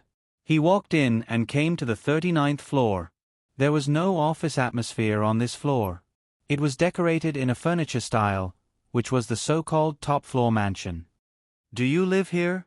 Toru Watanabe walked to the 5-meter-high glass window overlooking the Gulf of Tokyo and asked Miki Kujo, who was sitting on the sofa. Occasionally. Toru Watanabe's hatred for capitalists increased by 3 points. At this time, an elderly maid pushed a dining cart over and placed the exquisite dishes on the table. Haven't you eaten yet? The meeting just ended. Miki Kujo stood up, stretched, and walked to the table. Why are you standing there? Come here. Me? I've already eaten. Miki Kujo stopped and turned around slightly. I haven't eaten yet. How dare you eat first? Toru Watanabe looked at her gloomy and terrifying eyes. Well, I heard that Miki likes to eat alone, so... I'll eat all of it. Miki Kujo pointed at the food on the table for two. Although the amount of Japanese food was not much, especially Miki Kujo's portion, it was almost only a small bite for a girl, but... I can't eat. Toru Watanabe felt that his stomach was still full. Then jump down from here. Toru Watanabe looked out the window at the beautiful scenery of Tokyo. I'll eat. Toru Watanabe sat on the chair, and Miki Kujo sat opposite him, holding her chin with both hands and looking at him with a smile. If someone who didn't know better saw this scene, they would definitely think that it was his girlfriend who cooked and watched her boyfriend eat happily. Toru Watanabe swallowed the delicious cooked dish with difficulty. Is it good? Miki Kujo asked with a smile. Okay, I'll eat. Then give me another portion. Wait. Miki Kujo rang the bell, and the maid quickly brought another portion. I think this dish tastes good. Here, try it. This was a dish of sashimi from an unknown fish. Miki Kujo took the initiative to pick up the chopsticks, dipped it in the seasoning for Toru Watanabe, and fed it to his mouth. I'll do it myself. Miki Kujo signaled him to open his mouth. Toru Watanabe could only tremble with fear, and guard against her deliberately stabbing the chopsticks into his throat to eat the sashimi. Is it good? I don't really like sashimi. Only an idiot would say it was good after what happened 2 minutes ago. It seems that everyone has different tastes. Yes. Toru Watanabe breathed a sigh of relief. But, Miki Kujo tilted her head slightly, if we live together in the future, our tastes will be different, and it will be troublesome for the chef. You're lying. Toru Watanabe couldn't help but raise his eyebrows. So, Miki Kujo said with a smile that didn't allow him to refuse, I'll have to trouble you to change your taste to mine. No problem. Toru Watanabe's face turned serious.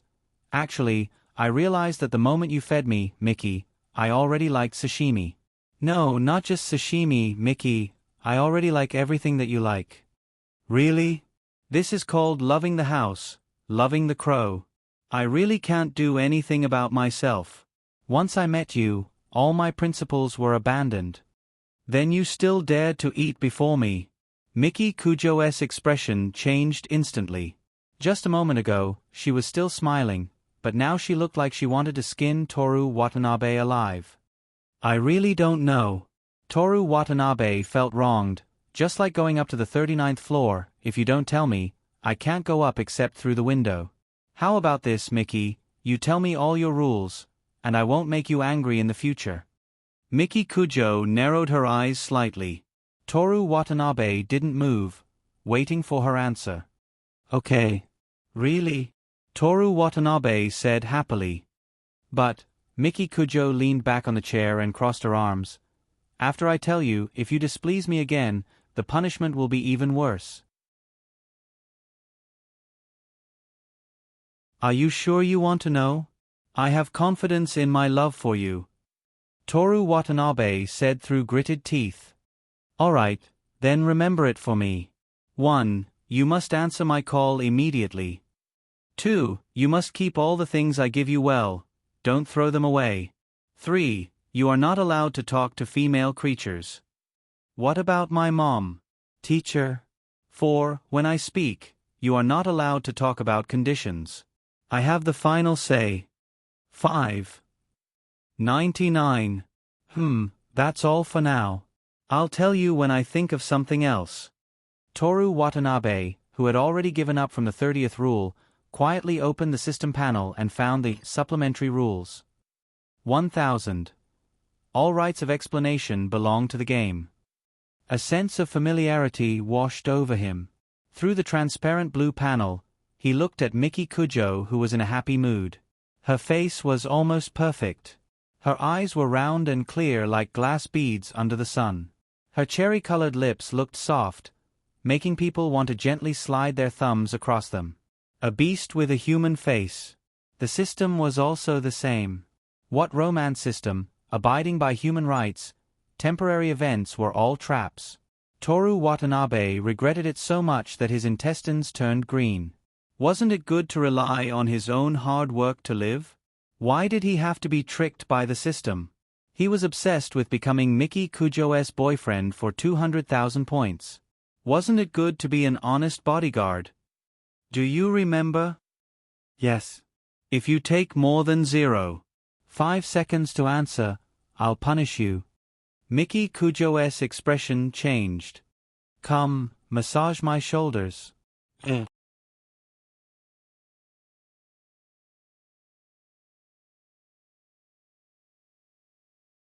Chapter 76. It wasn't until Miki Kujo flew out of the country that Toru Watanabe was released. Before leaving, Miki, I want to go to the shooting club on the 25th floor to play. When you really make me feel comfortable. Can I? In that case, how about my full strength massage? Do you want me to die from the pain? Be gentle. Oh. Therefore, Toru Watanabe, who must learn an instrument, is prepared to learn massage techniques at the same time. The opportunity for temporary activities is slim. Since he can't rely on the system to obtain the shooting skill, he can only rely on himself. A place to practice shooting is too rare for ordinary people. This is an opportunity that must be grasped. When he returned home in the evening, Toru Watanabe looked for Rin Kiyono online to inquire about instruments. Kiyono-san, do you know what instrument is the easiest to learn? Half an hour later, the system prompted the message read, and then Rin Kiyono quickly replied. Ukulele. What is this? Rin Kiyono sent a dolphin touching its head, very helpless emoji. Toru Watanabe's finger quickly moved up and down on the screen. You just want to send an emoji. No, your narrow-mindedness really scares me. Then there was another picture of a dolphin with an expression of being unable to bear to look at it. Toru Watanabe gave up arguing with her. What is the easiest instrument to learn in the blowing club? Everyone is different. You must say one. Why should I listen to you? Because it's all your fault. A dolphin's confused emoji immediately appeared on the screen. Toru Watanabe told her about the concert, when Miki Kujo was woken up by the unpleasant sound, and then asked him to play for her. In response, Rin Kiyono sent a dolphin gloating emoji, and then sent a voice message with a cold voice without the slightest sympathy, pitiful. Aren't you responsible? It's you who made me go to the concert and caused me to be in such a predicament. In terms of difficulty, the clarinet is easier, but if you want to satisfy Miki Kujo, I don't think a simple instrument is a good choice. I feel like you know her very well. As expected, the one who knows a person the best is always her enemy. What about the other instruments? I don't know much about other instruments, but I'm the best at playing the trumpet. I can teach you, but it's one of the more difficult instruments. How does it compare to the clarinet? How should I put it? If the difficulty of the clarinet is 1 star, then the trumpet is 5 stars. Wait a moment. Toru Watanabe called Miki Kujo. Miki, what do you think of me learning the clarinet? Nothing much. Then should I learn to use a SMUF account? Miki Kujo sneered, oboe. Do. Toru Watanabe, who was hung up on, did not mind at all. He was even satisfied with such a short and efficient call. He switched back to the line chat interface. The clarinet is the easiest. Would the oboe be slightly more difficult, but easier than the SMUF account? The oboe is as difficult as the horn. Horn.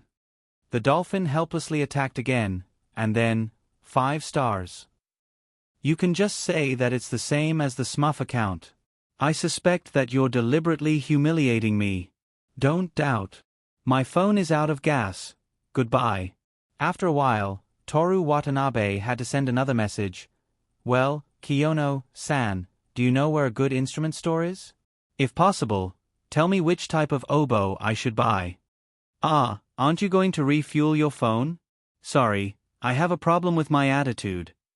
My mind is as deep as the trench in Ogasawara. I forgive your impulse.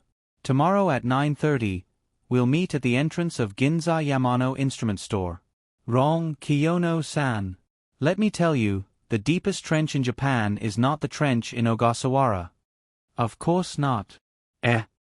I'll keep the remaining 2 for later use. You mean, I'll be forgiven by you at least twice? You think too highly of yourself, Toru Watanabe-san. I'm worried that the #1 scenery will soon have nothing to say to you. Toru Watanabe downloaded the dolphin emoji pack and sent a dolphin-like. Of course, it's not a real like. It's a mockery. The next day, Sunday, it was still a drizzling day. Toru Watanabe got on the train at Shiya Station, took the Maruchi line, and got off at Ginza Station. On the weekend, Ginza is full of people. From time to time, you can see fashionable women wearing sunglasses, like movie stars, walking in and out of various luxury stores. In front of Yamano Instrument Store, Rin Kiyono, Mayasahi, Asako Hanada, and Aoi Ichiki are already waiting there. Toru Watanabe stepped forward. Sorry, I'm late. In fact, there are still 5 minutes before the agreed time of 9:30, but as the last person to arrive, it's polite to apologize. Rin Kiyono nodded.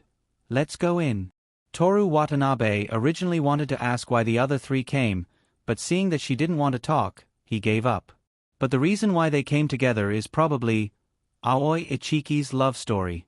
Continuation, so there's nothing to be curious about. Yamano Instrument Store is a building, 1 floor underground, 6 floors above ground. Each floor sells different things. The first floor is full of CDs. New albums, decade-old CDs, vinyl records from decades ago, everything was available. For people who like physical discs, they won't feel tired even if they stay here for a few hours. On the wall of the corridor leading to the second floor, there is an exhibition of photos of an unknown singer. The second floor is still full of records, the third floor is full of music sheets, and the fourth floor is full of guitars. The group spent a total of an hour to go from the first floor to the 5th and 6th floors that sell other kinds of instruments. One person has to listen to songs, another person has to choose music sheets, and then everyone is locked in a cabinet with rows of brand new guitars. In short, the efficiency is extremely slow. If Toru Watanabe didn't know anything about instruments, he would have already bought it and left. Watanabe-san, the oboe is very expensive. How much budget did you bring? Aoi Ichiki asked on the stairs to the 5th floor. Very expensive? Isn't it just a flute? Toru Watanabe was puzzled. It's not a flute. Aoi Ichiki said weakly. Mayasahi on the side explained with a calm voice.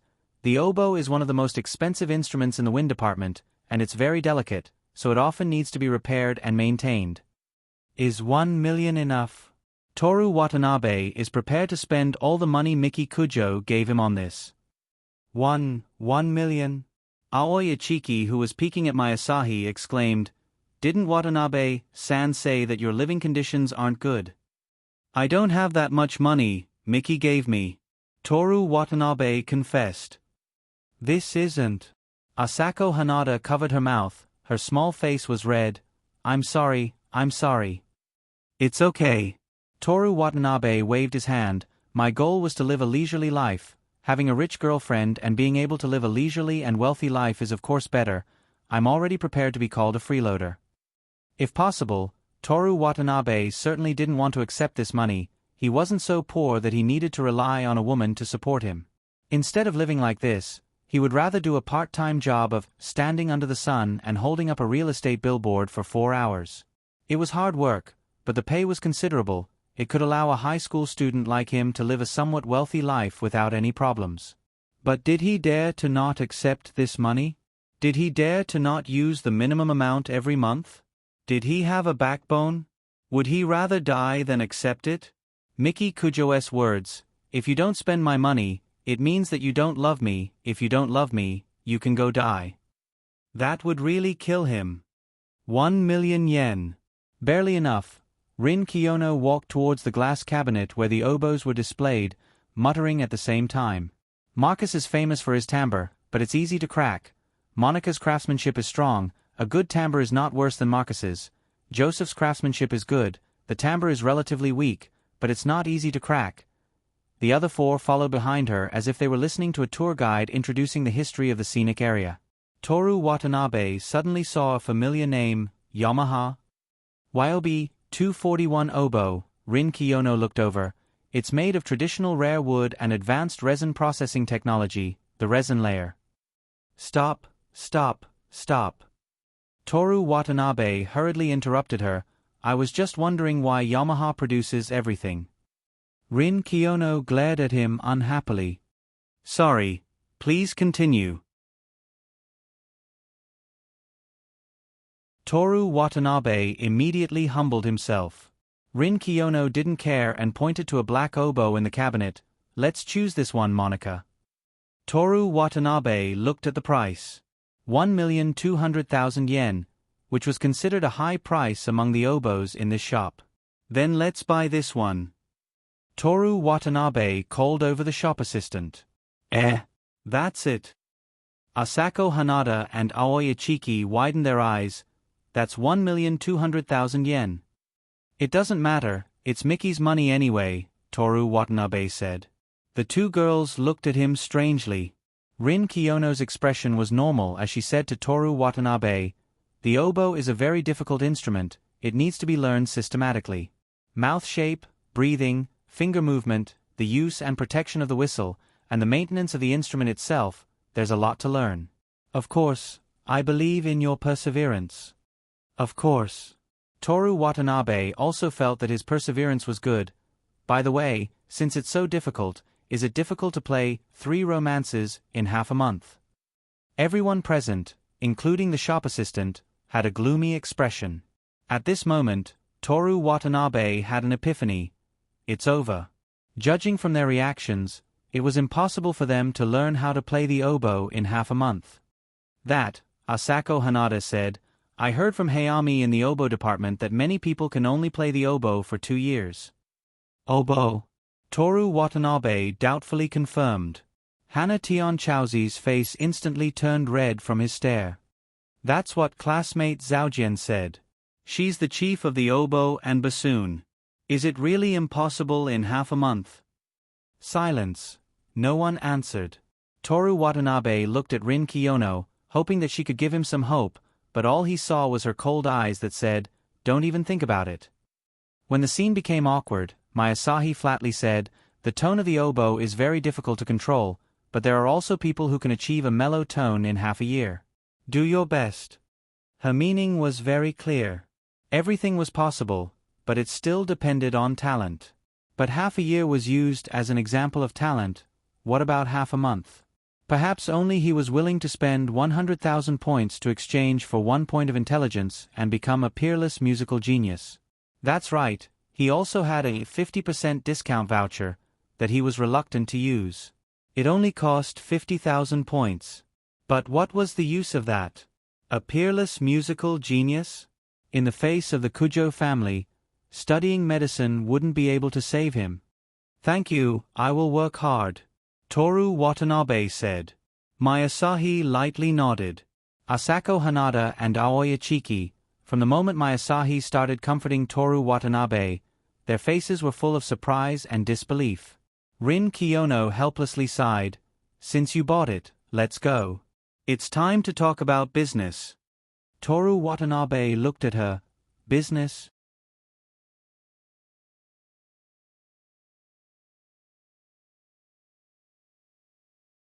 Toru Watanabe took a sip of his sweet coffee. Since you've decided, then go ahead and do it. I support you unconditionally. Since he didn't have to do anything, of course he would support her. Thank you. Rin Kiyono nodded. When the time comes, you'll have to train seriously and won't be able to attend to chores. So I hope that Watanabe-san can take on the role of manager at a crucial time. Okay. Toru Watanabe reluctantly agreed. After all, I'm also a member of the Human Observation Department. Asako Hanada raised her hand timidly. Kiyono-san, right now the only people who want you to be a temporary coach are the bass section, the blowing section, and the 8 vocal sections. They'll agree. Kiyono-san, do you already have a way to convince them? With your level, I'm the only one who can make you enter the Tokyo University tournament this year. Rin Kiyono smiled confidently and said the truth that was too rude. You're tuning in to the Narrate and Escape YouTube channel. Don't forget to subscribe and join us on this journey to catch the most captivating stories.